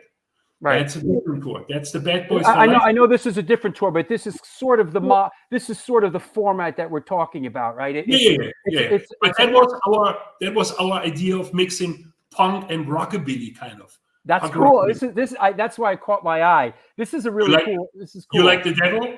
Yeah, it's a great. I love the graphic. Yeah, is that right? And when I did it, I thought we used the Devil, and the artist with a good friend, it's Gersi. Martin Gersi from Switzerland, who is a very talented and great artist and helps us for years with artwork. He said, Marc, let's draw you. And I was like, no, it should be a guy with spike jackets, whatever. He said, do you have your spike jacket from back in the days? I said, sure, I do. He said, but it's too small. He said, it doesn't matter. Just put it on. So I put this on. I put it, you know, to the face. That's great. We covered the eyes out because everybody would recognize me with the ring at the eyes. You really recognize me quick. The tattoos are one-to-one my arms. You know what I mean? I've been tattooed. So, but what you see is like the jacket is too short. If you look at it, you see that. Because I took the jacket what I used to have in 81, 82. You know? And the jacket is way too short for a jacket. he didn't recognize it. So it's on the picture. When I saw it, I was like, damn, it looks like way too small. Doesn't matter. So I used myself basically, not I used myself, but his idea as basically the devil as a kind of like image for the whole rock and roll kind of like tour. And here's another one, right? Hell on Earth. Hell on Earth, we did basically for the upgrowing, like what they called back in the days, like new hardcore or metalcore born scene. You know, you see Unearth, Evergreen to Raise, you know, other bands on it, like Bane or Full Blown Chaos, to basically give them actually a little bit this situation. You know what I mean? It all worked. I mean, we got more recognized, you know, metal magazines, you know, supporting the tours, taking advantage of it, you know, and a couple ones went very successful, very big too. Makes sense. And here's another one that, well, actually, this. Yeah. Well, first I want to touch on this. These are great, man. I'm looking at a couple of these bills, and these bills are just outstanding. Like this Punk and Disorderly, you know, Cockspar, The Business, The Partisans, Slaughter and the Dogs, Vice Squad, Booze and Glory. Like, you know, you did this for many years, Punk and Disorderly, correct? 22 years now. Next year. It's our dream. I mean, that's where I came from, you know. I mean, the early English punk scene. So for me, it was always important, first of all, to book the bands or work on that they get back, you know, like The Business or the Rejects, whatever these bands call, talk with them, try to get them back on 2 feet, Discharge. You know what I mean? And then this lineup, this festival, back in the 80s, I would kill myself for it. Yes, so I thought I have to do this. So we do it now for love, basically. You know what I mean? This thing like every year. And I mean, it's the longest existing punk festival, I guess, in mainland Europe, as long as under one name as well. You know what I mean? And outside of the UK. Because don't forget, we have to get them all over. In England, they drive around with a car to play a certain festival, and then they go home for a couple of dollars. We have to fly these people in. Yeah, here you see like a little gallery. You know, we did one for the Punk and Disorderly. Inside was like the Persistence to History. Massive. Like the Punk and Disorderly history. It's almost like a who's who. Well, here in the States, the Persistence tour, we just marvel at it. Like, I think, what was the last one? The last one was that Gorilla Biscuits, Agnostic Front, Wisdom in Chains, Billy Bio. Yes, right? I mean, was the last one. Yeah, I mean, what an insane lineup, you know? It is every time insane. It was made actually, you know, as I said, to get the attention of the press and media, and it worked very well because at that time, hardcore lost a little bit over here, you know, by the typical situation. And with that lineup, when we can blow them off, you know, we stopped the Unity tour basically back in the days because we didn't found the punk bands anymore to match. And hardcore bands was weaker too. And we followed with Agnostic Front a new concept, you know, to go themselves. And then basically we stopped it, you know, to actually jump into the Persistence tour. You know what I mean? What was before in Resistance tour, who came with a completely different background. Sure. You know what I mean? And then basically developed to like the idea we had basically from the second tour on what called Resistance, what was big support. I think this is one of the premier, at least on our end, we look at this as the Persistence tour is recognized as like the premier sort of tour that you guys put out. It is the top shelf gold standard, really. Yes, but I have to admit, I think without the kick and the help of Eastpak and Lawrence, who was a good friend of the Eastpak guy, knocking at our door and helping us, you know what I mean, with support, we probably wouldn't kick it off so big. You know, fantastic. Because it's so much money involved, you know what I mean, that basically in a production, because these bands been quite big over here, you know, and most of the bands don't understand that if you put the bill together on a very low door price, it's not double and triple up. So, you know, with the help of these people, you know what I mean, it just kicked it off. So without them basically knocking on the door and said, listen, you guys, you know what I mean? We would back it up, you know, for you can do nightliners with all these bands and whatever. We probably wouldn't do it. We split with Eastpak, and when we split with Eastpak, because they didn't were interested in that kind of music, they said it makes no sense for them back in the days, and we should switch over to California pop rock because it was quite hype. We said, no, we don't do this. and we give Eastpak basically a time to think about it, and they didn't change their mind, so we changed just the name from Resistance, because that was the back of Eastpak, to Persistence, and continued without sponsors, just ourselves. Here's hold on here. Now, everybody, welcome to the Persistence Talk, motherfucker. Now is the time for me to rise to my feet. Wipe the spit from my face. Yep. Good promos. You guys did good promos, man. Yeah, but you know, funny enough, we still didn't get recognized from the metal mainstream media as we thought. Yeah. We have 2,500, or sometimes I remember we had 3,000 people in Dresden, right? Packed show. Is that this? Is that this? Yes. Yep. No, actually, it was a bigger venue. This is 2,500 people. This is pretty big. This is, but yeah, this. Yeah, but we play in a bigger venue. That was more than 3,000 people. That was crazy. But that's Dresden. Actually, I think sold out 2,500 people. Wow. I know, it's incredible. But we had a bigger show even with over 3,000 people. And I think we had 100 people more than Slipknot and Motorhead or something like that the next day. Wow. Same venue. And then the metal magazines coming out. And all the press people have been there because we invaded them. You know what I mean? So they see the people. They see how big these bands are if they got a chance, right? And we got a very small side note. And 2 pages next to us was a report about the metal festival with 150 people. You could see this is Agnostic Front because Vinny Stigma's up there doing his Stigma thing. You know? He's right in the middle. But yeah, this looks like this might have been the last one, right? The last one you did. That could be because I think they used the screams there. Yes, yeah, that's. Man, they love Agnostic Front over there, man, and they love them. That's so great, and that tour is every time they can prove how big they are. You know what they really can do if the people giving a chance. Philip says that's Oberhausen. He says so. Somebody recognized. That could be Oberhausen. I'm not too sure right now. Yeah, because we have a couple times like the stage setups like this. Right. But it could be. That makes sense. Let me see. What about? Let's see. Well, here's a good. Here's another banger. And I guess was this a Persistence tour headlined by Suicidal Tendencies? Yes, in London. Yeah. Sold out the O2 Arena. I think it was 2,500 too. Right, and this photo taken by Pep Williams. Yeah, this is a great shot. And I see, so Suicidal Tendencies, I see Mike Gallo in the shot. So Agnostic Front was on this bill, and I see Chaka from Burn on there as well. Yes. Yeah, okay.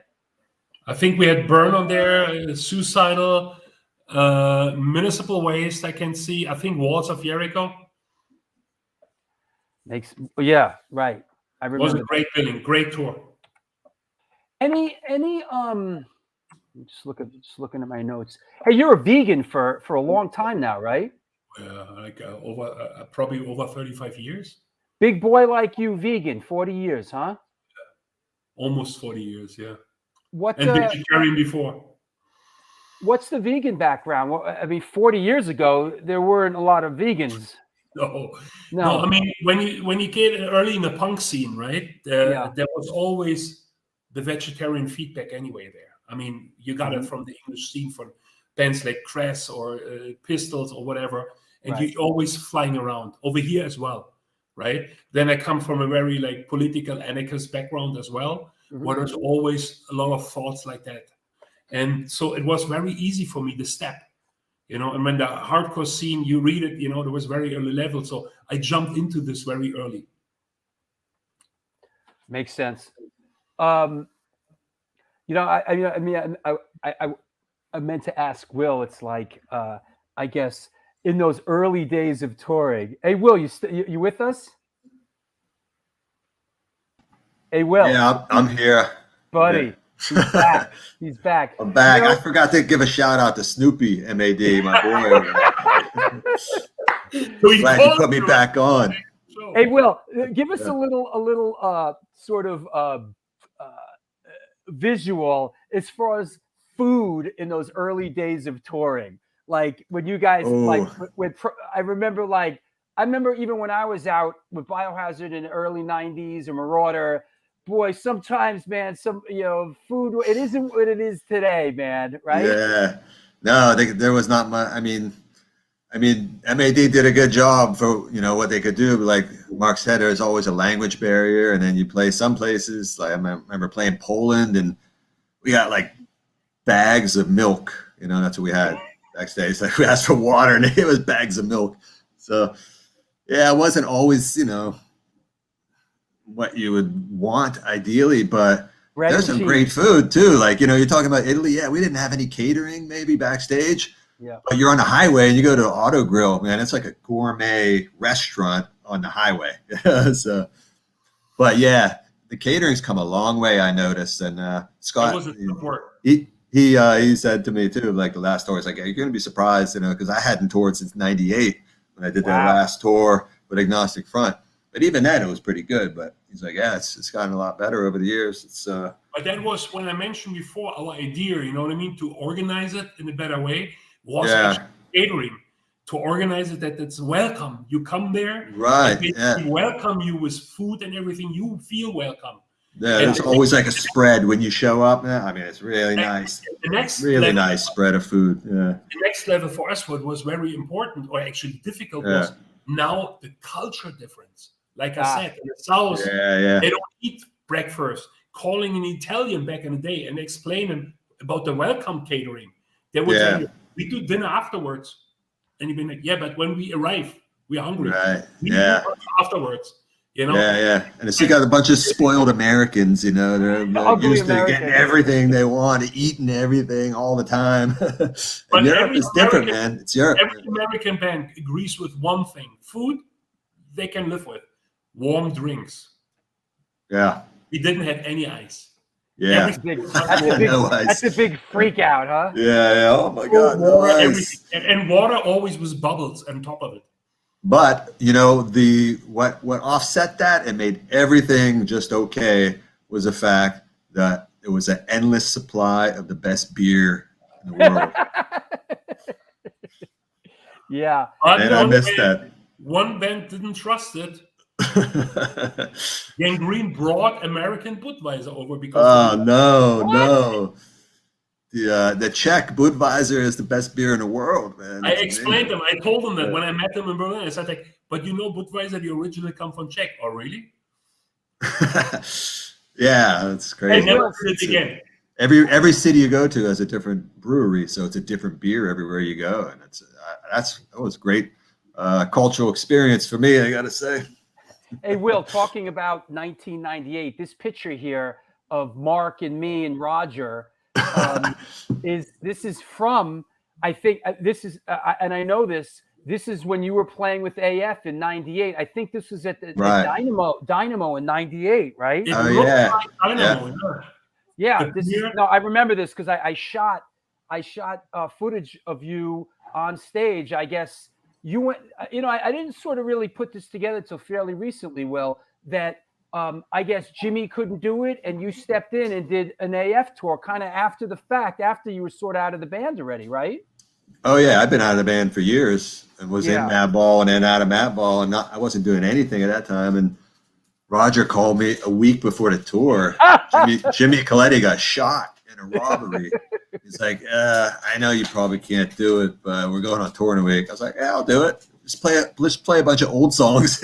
Right. So we played a few from the new album that I learned like on the plane flying over there. Right. That's but great. That was fun. That Dynamo was a little smaller than the one we played with Madball.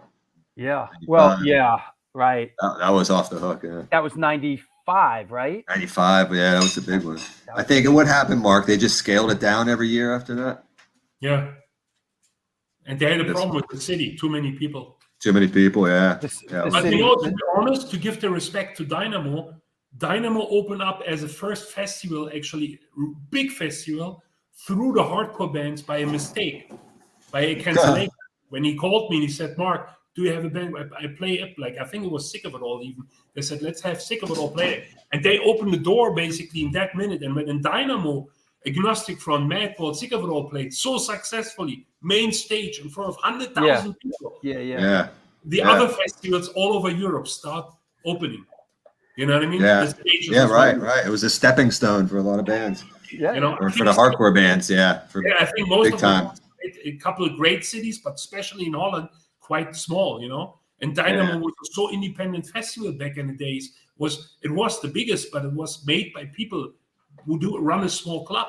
Yeah. And it just went big because it was started in it started in the Dynamo Club in Eindhoven. Exactly, right? and went out of order, so to say, you know, from the organization anyway, you know. But it was so big, and it was just really one big opener for the New York scene to get on the festivals. Till that point, we tried everything. It was very difficult. It says the festival arriving visitors caused the biggest traffic jam in the Netherlands. It's true. I remember, I think it was Sick of It All. We tried to drive there, and in the German border, we stuck on the highway in the traffic, didn't move anywhere.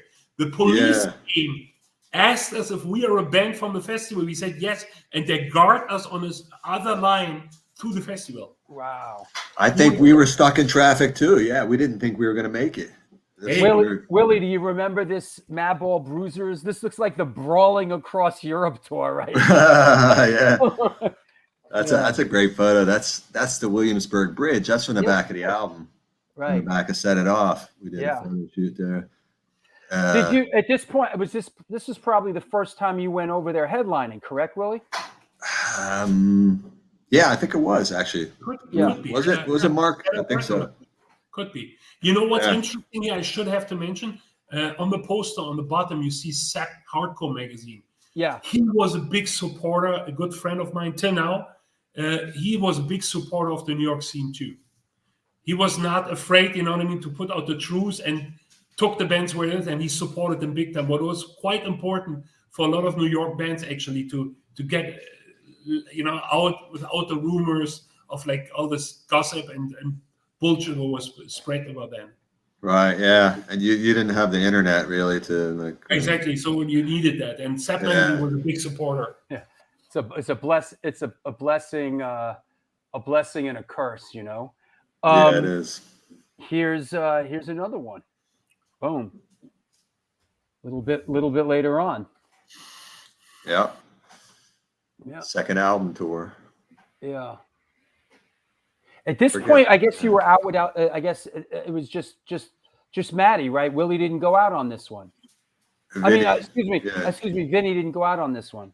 Yeah, Vinny had semi-retired at that point, and then AF broke up for a short amount of time. Yeah, and this was that period. They weren't doing anything. Yeah. Then AF got back together, and then Vinny had something to do again. And I forgot to mention. Well, I did mention it. The birthday bash this Sunday. Wait, hold on. So Stigma is going to play a couple songs with us. Is that right? Yeah. Here, wait. I got the post. I got the flyer. See, I'm glad we brought you back on, man. Yeah. Marc, you got to fly in. Here you go. I wish. Yeah, I love this flyer, Will. It's like on the flyer, Stigma's on the flyer. This was a good one. That's when Vinny was really into Kung Fu back then. Right. He was going to Fujao Pai Kung Fu in Chinatown. Uh-huh.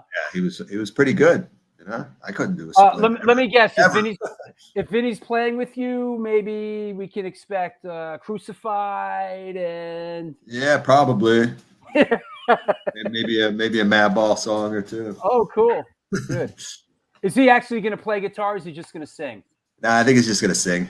Yeah, let's keep it simple, bro. Yeah, keep it simple. All right, well, hey, we'll talk to you in a bit, man. Okay, thanks for having me. Hey, Good you to might see be you, back. Marc. Don't Take go care, far. guys. All right. All right. Well, there you go, Marc. I want to put up a couple things and ask you about. I think we'd be amiss not to talk about this band, which is Cro-Mags. And I know you did some stuff with them. This was a great era for them. This revenge tour. Can you tell us anything about it? Well, I mean, I run into Harley like when Cro-Mags was basically on the Biz Vicious time, and he was always very nice to me, no question. And Cro-Mags with the first record, we definitely wanted to bring him over, and we did. So basically, I convinced him to take John in. You know what I mean? And actually, it worked well. There was as well for like everybody, big shows, small shows, both. You know. But from that point on, as everybody knows the story, it was a constantly back and forwards between both of them. And that tour, the Revenge tour, was when Harley was singing, right? And it was still good because, I mean, he still could play all the festivals and everything. I mean, he continued to put out good records, so it was good. You know? That record's very good. That Revenge. What killed him was like the two versions, you know what I mean? Once you had the Harley and the Paris, you know, band, and then John band comes up, you know what I mean, again as a Cro-Mags version, and somehow, you know what I mean, it was just too much at one point. Yeah. Here's another one, which is interesting. This is a kind of beloved New York crossover band, which is Leeway. I guess you did those couple, you know. When I saw them in New York the first time, I said, "That's big. Yeah. That could be so big." Huh? You know? And then basically I got the hands on the demo and I was like, wow, right? I listened to the demo like back and forwards when it was back in Germany. He said, we have it. And when they released the first record, right, we tried everything to get them over and it didn't work because in America at the time, especially New York, you had this kind of like metal influence, labels, managers. So it took us till the second record, I think, we finally got them over here. And we had, and I know they've been not too known, but we had these key markets like Berlin, for example, or other, where it's big shows, you know, 1,000 people regardless. And they did amazing. They were well received. Yes, and they could be so big over here because they've been so far ahead of the time with their music and the vocals of Eddie, you know, but they didn't get the chance to get on the big metal festivals because they all don't know him. Continue, you know what I mean? Yeah. I know they've been on Profile, big label over here, but over here, you know what I mean? They didn't know him. So they should have had to get, you know, on the metal festivals. And I think if they would come there, they probably could be so big because they had the sound. Here's another one. This is later. I would think that this could be the last time they toured Europe. I would think maybe could have been. No. There's afterwards. There was like a tour with the record cover here. Is afterwards another record coming. But that was Adult Crash. Yeah, that was the time when I always talked with him too, like especially with AJ, that the music they lost the edge of the first records. They tried to go. He always said to me, Mark, we have to go a little bit more, like, you know, Pearl Jam, Nirvana is in. So this was more indie kind of, that kind of sound. That was not the music that people want to hear. Well, they say, we've said this on the show. I said this when Eddie was on the show. When Michael Gibbons left the band after the first two records, the sound changed. It was really a different kind. Really, or the big loss. A big loss. And that's why they lost here the support too, and they never got the chance to get on the festivals because this was exactly the time when everybody else got on the festivals. But with that sound, nobody cared. Right. Any memories of working with Ray? Sure. I mean, working with Ray was a big pleasure. He was such a nice guy. You know, from the minute I met him, he always said, "Mark, we have to go over. Yo, man, we have to go over to Europe." But I was sure there was so much gossip about them, about rumors. I needed like a year to prepare to come over for political reasons, so they not get branded. When we brought them over, we got immediately boycott calls because they're this, and that. You know what I mean? We did it anyway against the grain, as usually, because we've been good connected. Don't forget, it's not us themselves. We are just a part of everything. We needed always the support and the trust of our promoters, fans, people who go to shows. It's a whole network. And a lot of people mailed me back and said, Mark, there's so many rumors about them to be right-wing, racist, whatever. What are you saying? I said, it's bullshit. I said, I met them I met him when he worked on a Paramount Club, and they did the record release show for their first 7-inch, right? Yeah. And they had Wow. long tour. Wow. You were in New York for that, huh? Yeah, I bought the record there, the 7-inch. You know? And basically, you know, I mean, the Paramount Club, you know what it was and the background, Sure. right? Yeah, so, you know, everything was so clear. How could they be right wing when they're playing a gay disco? Exactly. So my promoter friends, you know what I mean? We do the typical clubs. They said, Mark, what are you saying? I said, we do it. And then they said, all right. They trusted the word, you know? And the good thing is they never said anything else. We had one club, that's a funny story, Bologna, Isola, I mentioned before. Mm-hmm. And we did the show there. They booked it. It was a big squad, a big, very political squad. They said, you know what? We will have a meeting. And badly, because of some sickness or whatever, we have the meeting the day on the show. If we do the show or we don't. Oh. And I had to trust to them because I know Warzone was okay. So I'm sure they couldn't find anything, right? So, and then he called me the next day. At that time, we speak better English, by the way. And he called me and said, Mark, the show happened, was amazing. Packed place, people going crazy. I said, so how about yeah, Todd, I know you remember. So I said, so how about the meeting? He said, you know what? The funny thing was, we even delayed the meeting till the band arrived. I said, oh, really? So you talked with the band? No. I said, why not? Well, the guy who found like the flyers who came sent over here from certain people, you know, would try to boycott. There was one group of people who tried to boycott Warzone, and they sent faxes over to everybody. I said, we get the facts about them being racist, white pride, whatever, right? He said, so our whole conversation was, is the music, that is the lyrics giving that parts, right? So they want to talk about it, but they said, Mark, in a minute we wanted to open a meeting, the band came too early. They knocked, they walked in the door, and there came a guy in, you know, like that was Rabies, I guess. He looks like a little bit Italian. And the next people in line who came in, they came all from a different background. He said there was a whole mix of different backgrounds. Yeah. You know, so what are we talking here? Racist against aliens? You know, right. The most diversity band we ever saw from. Yeah, you got a Hispanic guy. An Asian background, you know, whatever. You know, and they said like, fuck. You know, I said, so we didn't do the meeting. He said it was over. The whole conversation was over. We know it was a piece of shit of lies. Yep. That's but it took me like a year to prepare the tour. Rabies was always like, why everybody else could we, you know? I said, Rabies, you know, the record cover is for people here, you know. Then Maximum Rock and Roll did the typical oil in the fire. People translated certain things wrong.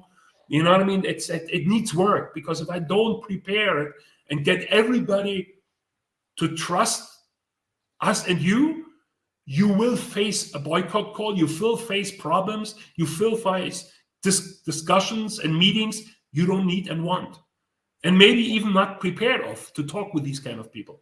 You know, so that was all good and all fine. You know what I mean? On the end, they took it over in storm. The people loved it, and it was amazing.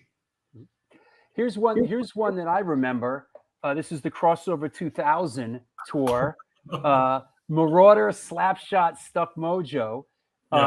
This was pretty cool. I was managing Marauder at the time, and an interesting tie-in with this Crossover 2000 is this photo of me and Saab out on that tour, and you could see, you know, this wasn't an easy band to manage, but here we are. I don't know what town we're in, but you know, there's the Crossover 2000 poster in the background, and there's me and Saab. Hengelo, Holland. Oh, it's Holland? Because see, that's a Metropole on there, and Metropole, yeah. Hengelo, the venue. Okay, so yeah, there's me and Saab back in the day, you know, just dealing with whatever drama was going on. Oh, I do know, and I do know what the drama opened up, what kind of box of Pandora that to open up. The idea here was actually, you know what I mean, with that package tour, we only did, I think, once crossover, and then we stopped it because there was so much drama coming out of it that we stopped the whole concept. That was to mix a little bit the hardcore scene. You see Slapshot here, Marauder, what was already kind of metalish, and like bands like Stuck Mojo, I think Only Living Witness was on there. Yeah, so they were. independent, alternative, rock, whatever Uh-huh. that comes promoted which corner. Well, it was not true hardcore, you know what I mean? To mix that up a little bit, that was a typical European festival kind of lineup, you know, and bring that kind of genres together, you know. I think band-wise it worked, besides the drama will open up then afterwards, you know, with Slapshot and stuff. So we never continued. Yeah, that makes sense. Another one is, hold on, let me just is Sheer Terror, and let me get this one. I happen to love this record. This is my favorite Sheer Terror record. Old, New, Borrowed, and Blue. But Sheer Terror, you brought them over. Do you still work with them? Yes. Yeah. I'm just talking actually to set up a November tour right now. Right. Yeah. Or I work on the periods. Were they well received early on over there? Well, as every band, you know, they have the big shows and the small shows. I think there's a Sheer Terror video out. Paul explained that perfectly. I should have told you before. You probably could put it in. You know, he stands there and he says in the video something like he said, you know, like the big guy, Marc told me always, like, wait till you come Berlin, wait till you come to Berlin. And then he said, and it was crazy. It was 1,000 people, packed place, SS36. He said the biggest crowd we played so far, I guess, you know, and it was amazing. They played, as every band, like small shows somewhere in Holland. Holland was always very small, the scene back then. You know what I mean? Good shows, but always small.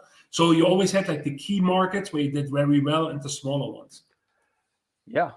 But Sheer Terror was loved, you know, by a lot of people. I mean, this is early on. This is 93, man. Yeah. They came also very early in. Yeah. And at that time, they also had the chance to get on the metal festivals because of the guitar sound. What was for a lot of people like Venomish, kind of Celtic Frost, influence. Well, they had that great band with Mark Newman and with Chicky. That was a great sounding band, man. Yes. But they never got, at that time, basically the chance to get on the big festivals either. So for them to make the next step, it was always difficult, you know. For most of them, it was too punk, too negative, too hard, you know. It was funny because I said too negative. In the meantime, Typo Negative went successful, you know. Yeah. So I always thought Sheer Terror would fit perfectly in this new era of sound. Well, you know, it's interesting you say that because last time we were over there when we played Hyperfest, Dog Eat Dog was on the bill and they played the main stage, and we were just blown away by how that crowd reacts to Dog Eat Dog over there, like how huge they are over there. I mean, God bless. We love those guys. I love those guys, but we had no idea they were like that. I guess that sort of band really speaks in a lot of ways to the European crowd.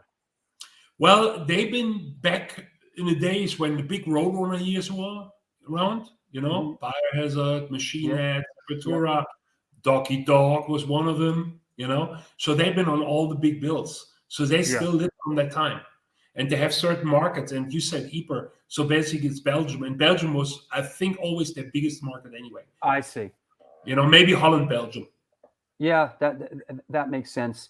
You worked with Biohazard, I think, in the very beginning, and then you picked it back up again for a couple of tours, right? Yes. Yeah, it's a shame, man. Like we talked a little bit, like chances are we're not going to see this band play again, you know? Not in the original lineup, but maybe in the lineup they continued on the end. Yeah. There's always talks. It's just talks, but you never know. Yeah, you never know. Or you never give up. Here's an interesting one. This is one of our local A7 bands, part of our A7 family, and that's Inhuman. Could you tell us a little bit about what prompted you to kind of get them over there? I mean, this looks like a nice, prestigious little run for them.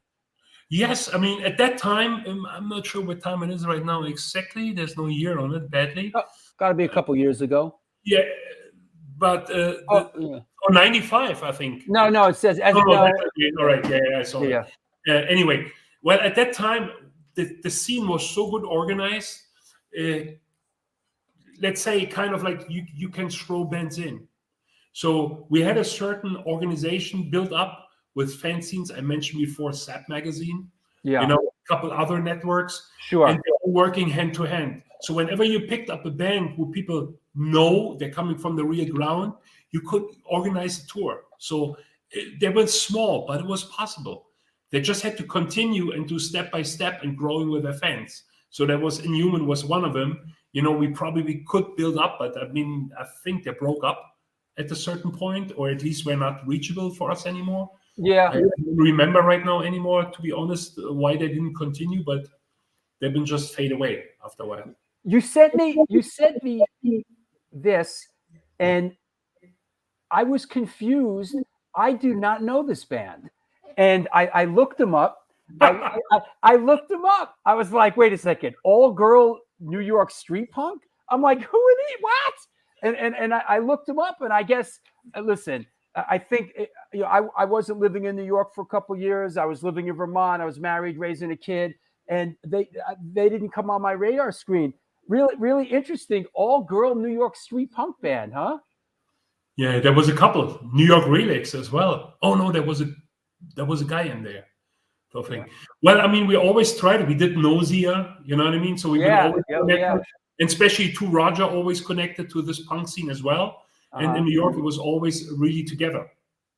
And so that was always interesting. And when you saw the bands playing over here, especially that kind of punk rock, the Spikes and whatever. Yeah, sure.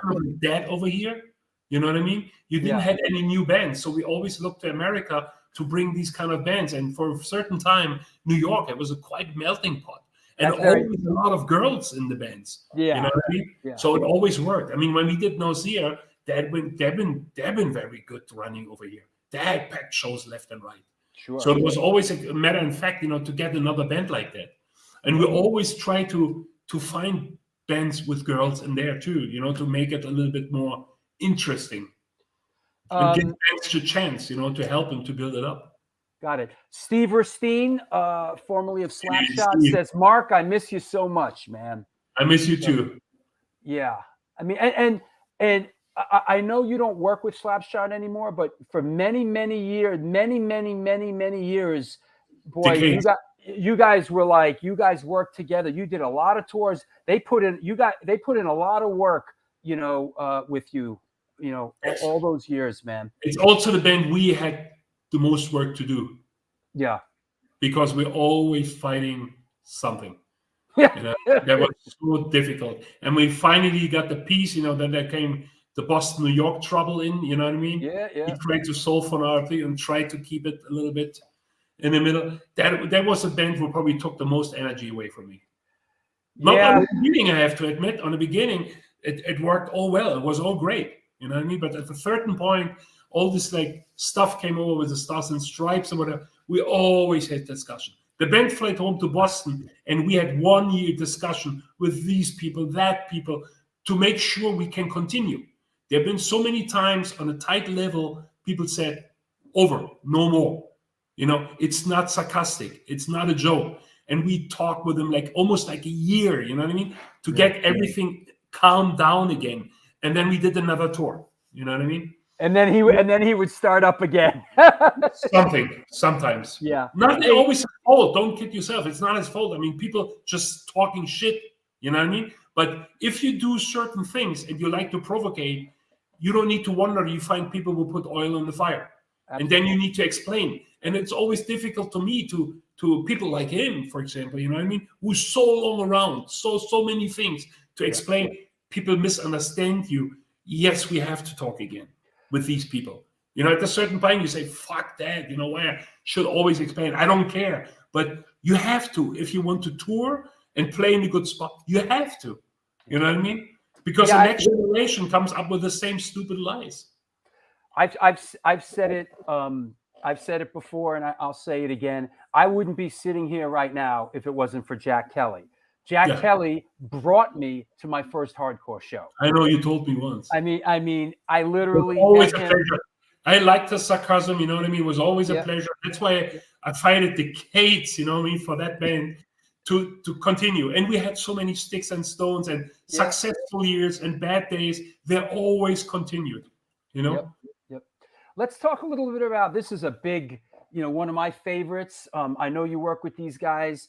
consummate pros. Can you give us any perspective on working with Sick of It All?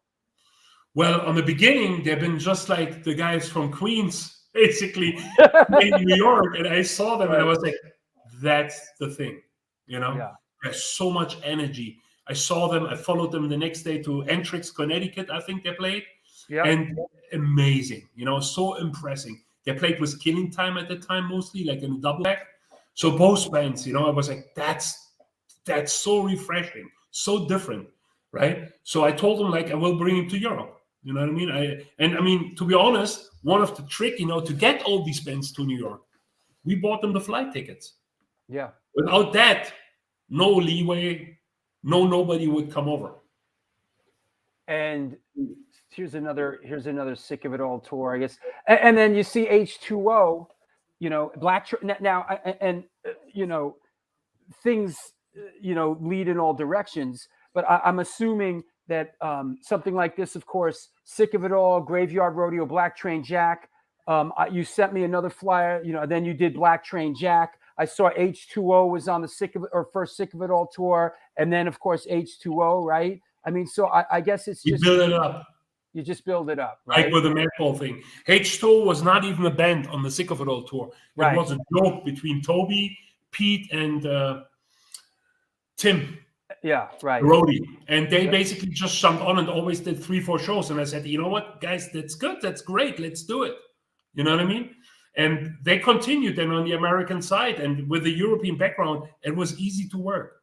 So it was always easy because you could bring the band new interesting bands with like a band like Sick of It All. Sure. So the people kept interesting.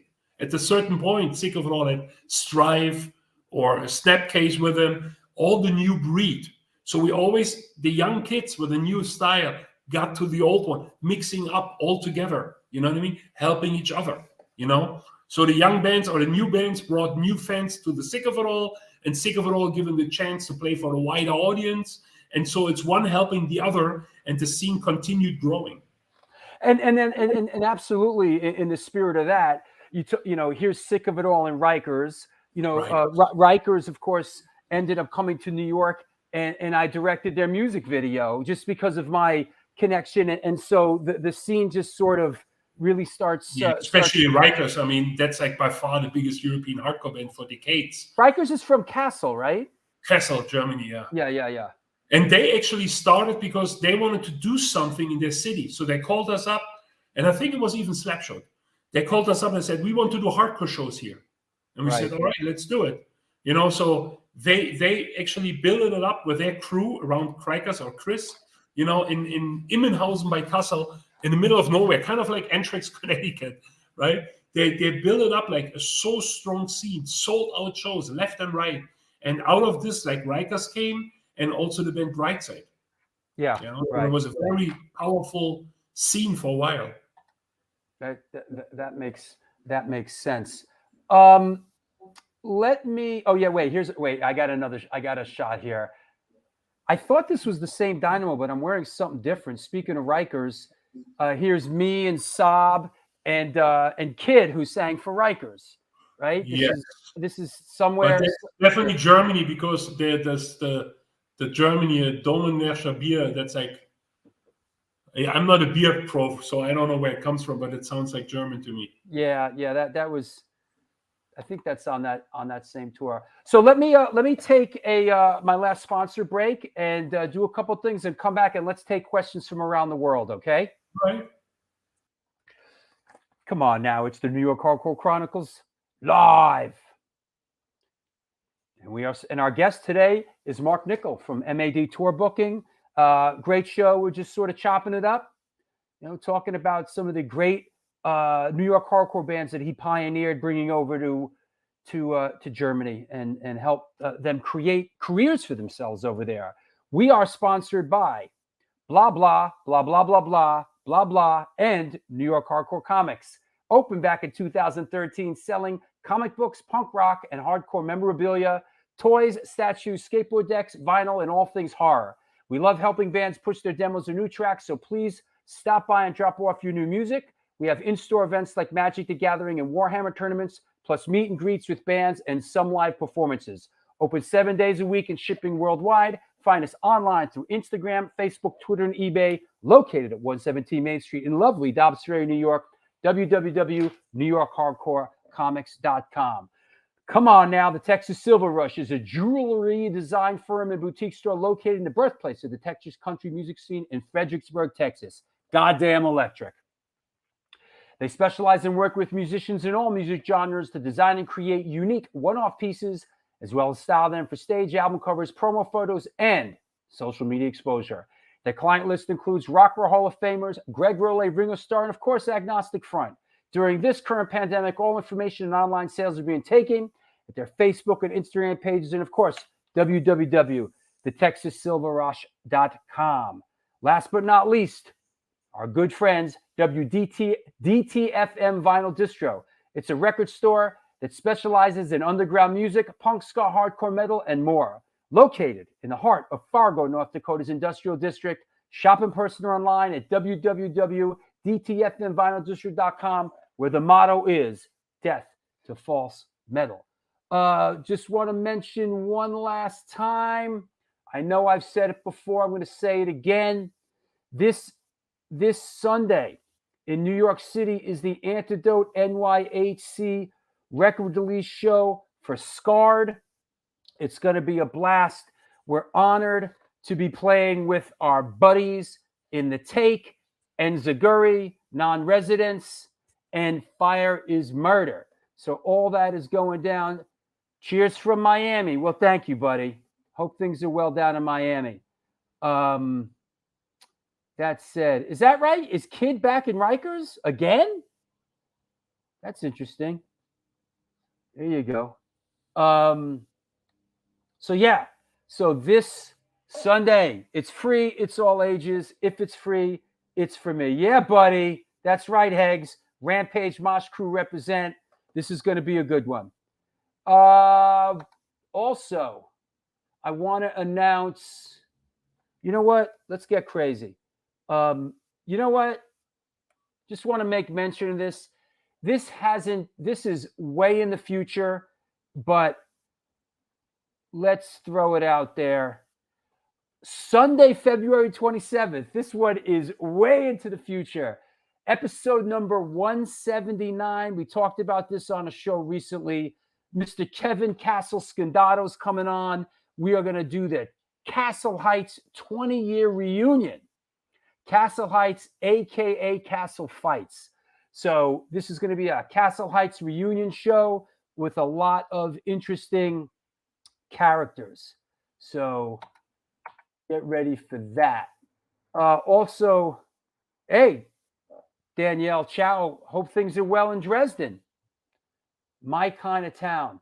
Want to mention one more time that the book, The New York Hardcore Chronicles, Volume 1, 1980 and 1989, is available at www.stonefilmsnyc.com. It's shipping December 18th. It's only $24.95. They are all numbered and signed by the author, being me. If it's me, there you go. So buy the book. Support the show.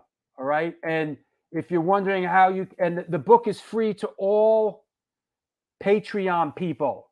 If you are a patron on Patreon, that book is free. So maybe it's time for you to get with the program and join Patreon and support this show. Please.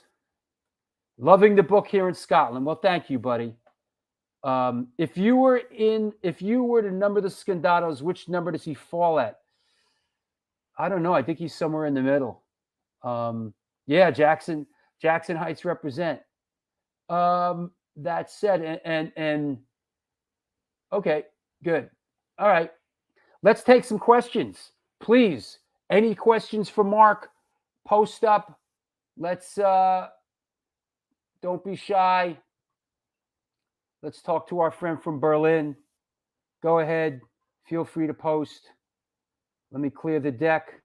Let's bring him back on. Hey, man. Hi. Hey. Is it getting late over there? Yeah. All right. We'll And wrap it up. We'll wrap it up soon, man. No problem. Paulie asks, are there any bands that Marc tried to book in Europe, but for some reason it never happened? Yeah, sure. Nihilistics. Right away. Bad Brains. Never worked. There's a big list of bands basically we tried to build or bring together. You know what I mean? What didn't work out on the end. Yeah, I guess that's just part of the business, right? That's how it is sometimes, yeah. But there's a lot of laugh in there, you know what I mean? So Yeah. basically, there's a couple of bands I also didn't touch, basically, you know, for certain reasons. Yeah, But, that makes sense. Yeah. RS70 asks, what was the first show he went to? I think you kind of told us, right? Was it Sweet? Yeah, Sweet, I think, you know, or maybe Sweet, yeah, that could be. I was like 8 years or whatever. Favorite restaurant in Berlin? Wow, there's a lot of vegan good places here, so that's very difficult to say, you know, to mention. You don't want to get anybody upset. Yeah. Well, that could be one point, but I that would be a too big list. Yeah. This one is, listen, I know this is hard to answer, but maybe some perspective. What are the top 3 shows you brought to Germany? Were there any moments where you kind of looked out on that crowd and said, man, I love what I'm doing, and this is a big one for me personally? Yes. I mean, shows I couldn't pick. I saw too many and had too many emotions by that. But sure, the Persistence tour, when you see all the bands like Agnostic Front, whatever, playing on a stage and 3,000 people go berserk, you know what I mean? With mosh pits you can't even control anymore, stage diving and everything. That's like a moment, you know, you've been like, wow. And then also, you know, the small shows, you know, you went to around the corner in a club like in Berlin, like Wild at Heart or whatever, it was 150 people, you know what I mean? And you've been there, you know what I mean? Because I still been in the front of the stage too, you know what I mean? So it's so much I couldn't even mention. Okay. Robert Hogg says, hey, Marc, hopefully you keep bringing Persistence Tour to London. We love traveling down to Scotland for it. Always brilliant. We always work hard and we always continue, you know what I mean, to try to get London in. Even the Brexit makes it very difficult for us. Danielle says, why is it so difficult to organize shows in Dresden? It's not difficult at all. But the problem is that Dresden has, with Chemnitz, what is a very old traditional place where hardcore was started like in the 80s, and Leipzig, Coney Island. I remember these places, yeah. To really close, very good organized, especially Chemnitz, people who were doing the shows constantly. So Dresden came actually very late in the picture for doing hardcore shows. I see. Before there was like there was so many others. So it's a little bit difficult. You just can't cut one line and do something else again. So Dresden does get shows. Hey, by the way, Persistence Tour is always in Dresden, not in the other cities. It started in Chemnitz. It moved to Dresden and is since that point in Dresden. That's the thing. It's not difficult. It's just like too many promoters. Is that the name Todd says? Talshock? Yes, AJC Talshock. Very great people who work there. It's a big connection. Actually, guys who started one of the biggest festivals in the area was the DIY promoter from that place. The Wistful Forest Festival, that was a DIY promoter from the place back in the day. That makes sense. This is a good one. Were you there when the Ramones were at the Wall being torn down in 1989? I guess let me rephrase this. Being a Berliner, I'm sure, could you give us a little perspective on when the Wall came down and what that was like? Well, when the Wall came down, I was actually to sleep. I slept. That, like, spoken like a true New Yorker. It's like or a true Berliner, right? When the shit hit the fan, I was home sleeping in New York. Right? You know, and the next morning when I woke up, I just recognized something happened, because all over was East German cars. All the streets been flooded when I had to go to work. You know, great. So, and then it was just out. I mean, it was just one of the most beautiful moments. At that time, I didn't understand that the city I loved will be no more, will fall apart completely. The whole interesting, like kind of like island atmosphere we had with all the craziness, because we just turning to be another big city like all over the world.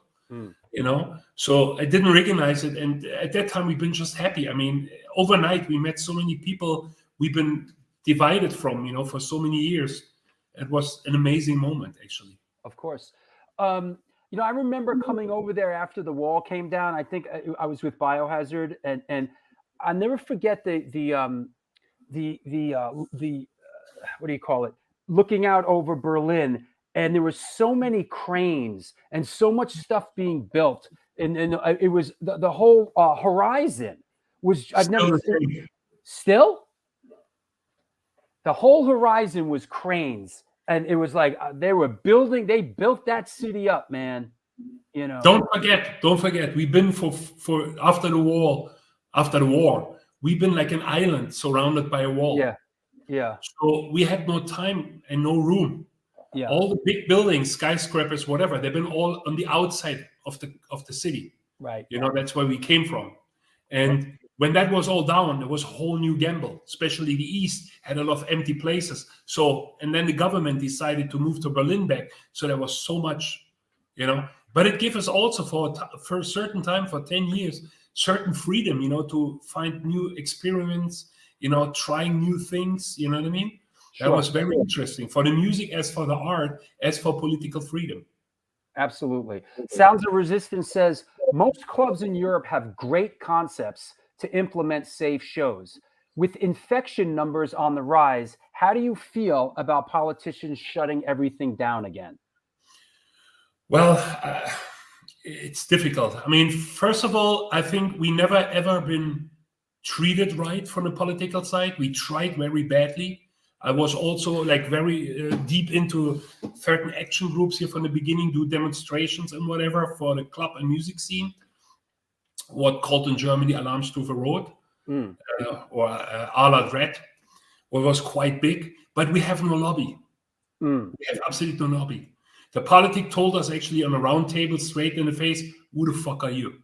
You're like the biggest, the music scene is the biggest giving worker, or one of the biggest group who give work to people, make almost the biggest income in a year, entertainment. But we don't have a lobby. We are not the car industry or energy.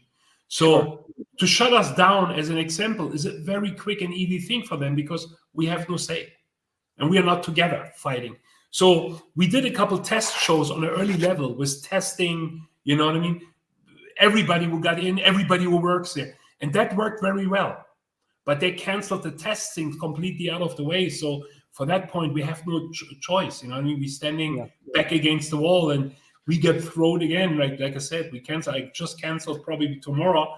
We got the law in Germany that all the shows and clubs are closed again. So on Saturday, the show we have running here with the Berlin band Herzblut will probably be just over again. And we have not much we can do, you know? Well, I know you have this coming up, which is this, you've brought back after many years, the Summer Madness. 25 years later, you brought back Summer Madness. This is happening in June. What was the impetus to bring back Summer Madness? Well, quite easy. When we did the Summer Madness back in the days, we wanted a hardcore festival, an open air festival, what was not there in Europe at that time, like with the same concept idea, you know, to help the bands, whatever. For years and years, the bands playing on all the big festivals, everything. A lot of other festivals turned up afterwards and continued. So there was no need for us to continue. But now we don't have that really anymore. There's like maybe one in Holland, one in Belgium, the Yperfest, for example, great festival every year. But in Germany, we don't. As the biggest scene in Europe for that kind of music for forever, actually, you know, we thought it was time to do something like that again, very strictly limited to hardcore and music sound or genres around it, like punk, Coxberry, you can see, ska, whatever music, you know, fits around the core, you know, to bring back an open air festival. You know, we thought it's just a time, you know what I mean? And what town, what city is this in? Well, you can see it's like Lohburg and it's nearby Magdeburg. For people, for Berlin, it's like 1.5 hours to go. For Leipzig, it's 1.5 hour to go. Hanover, 1.5 hour. So it's like in the east, you know what I mean, to Berlin. Come on, man. Get us on. We want to play. We work on it. Come on. Get us on. We won't disappoint. Hey, since 1983, when I bought your record, the first Avalanche, that's still on my player. I love the record. I don't sing on it, but thank you. I know, but it's still the band. You know what I mean? It's still the songs. So, don't get yourself. I was there ready to talk with Antidote when they played CBGBs. And I was so psyched to see that band. I got the 7-inch, right? Mm-hmm. And then I walked into CBGBs, was quite empty, and there was a rock band on stage. It was long hair. And it was us with long hair. And I was like, all right. Yeah. Forget about it.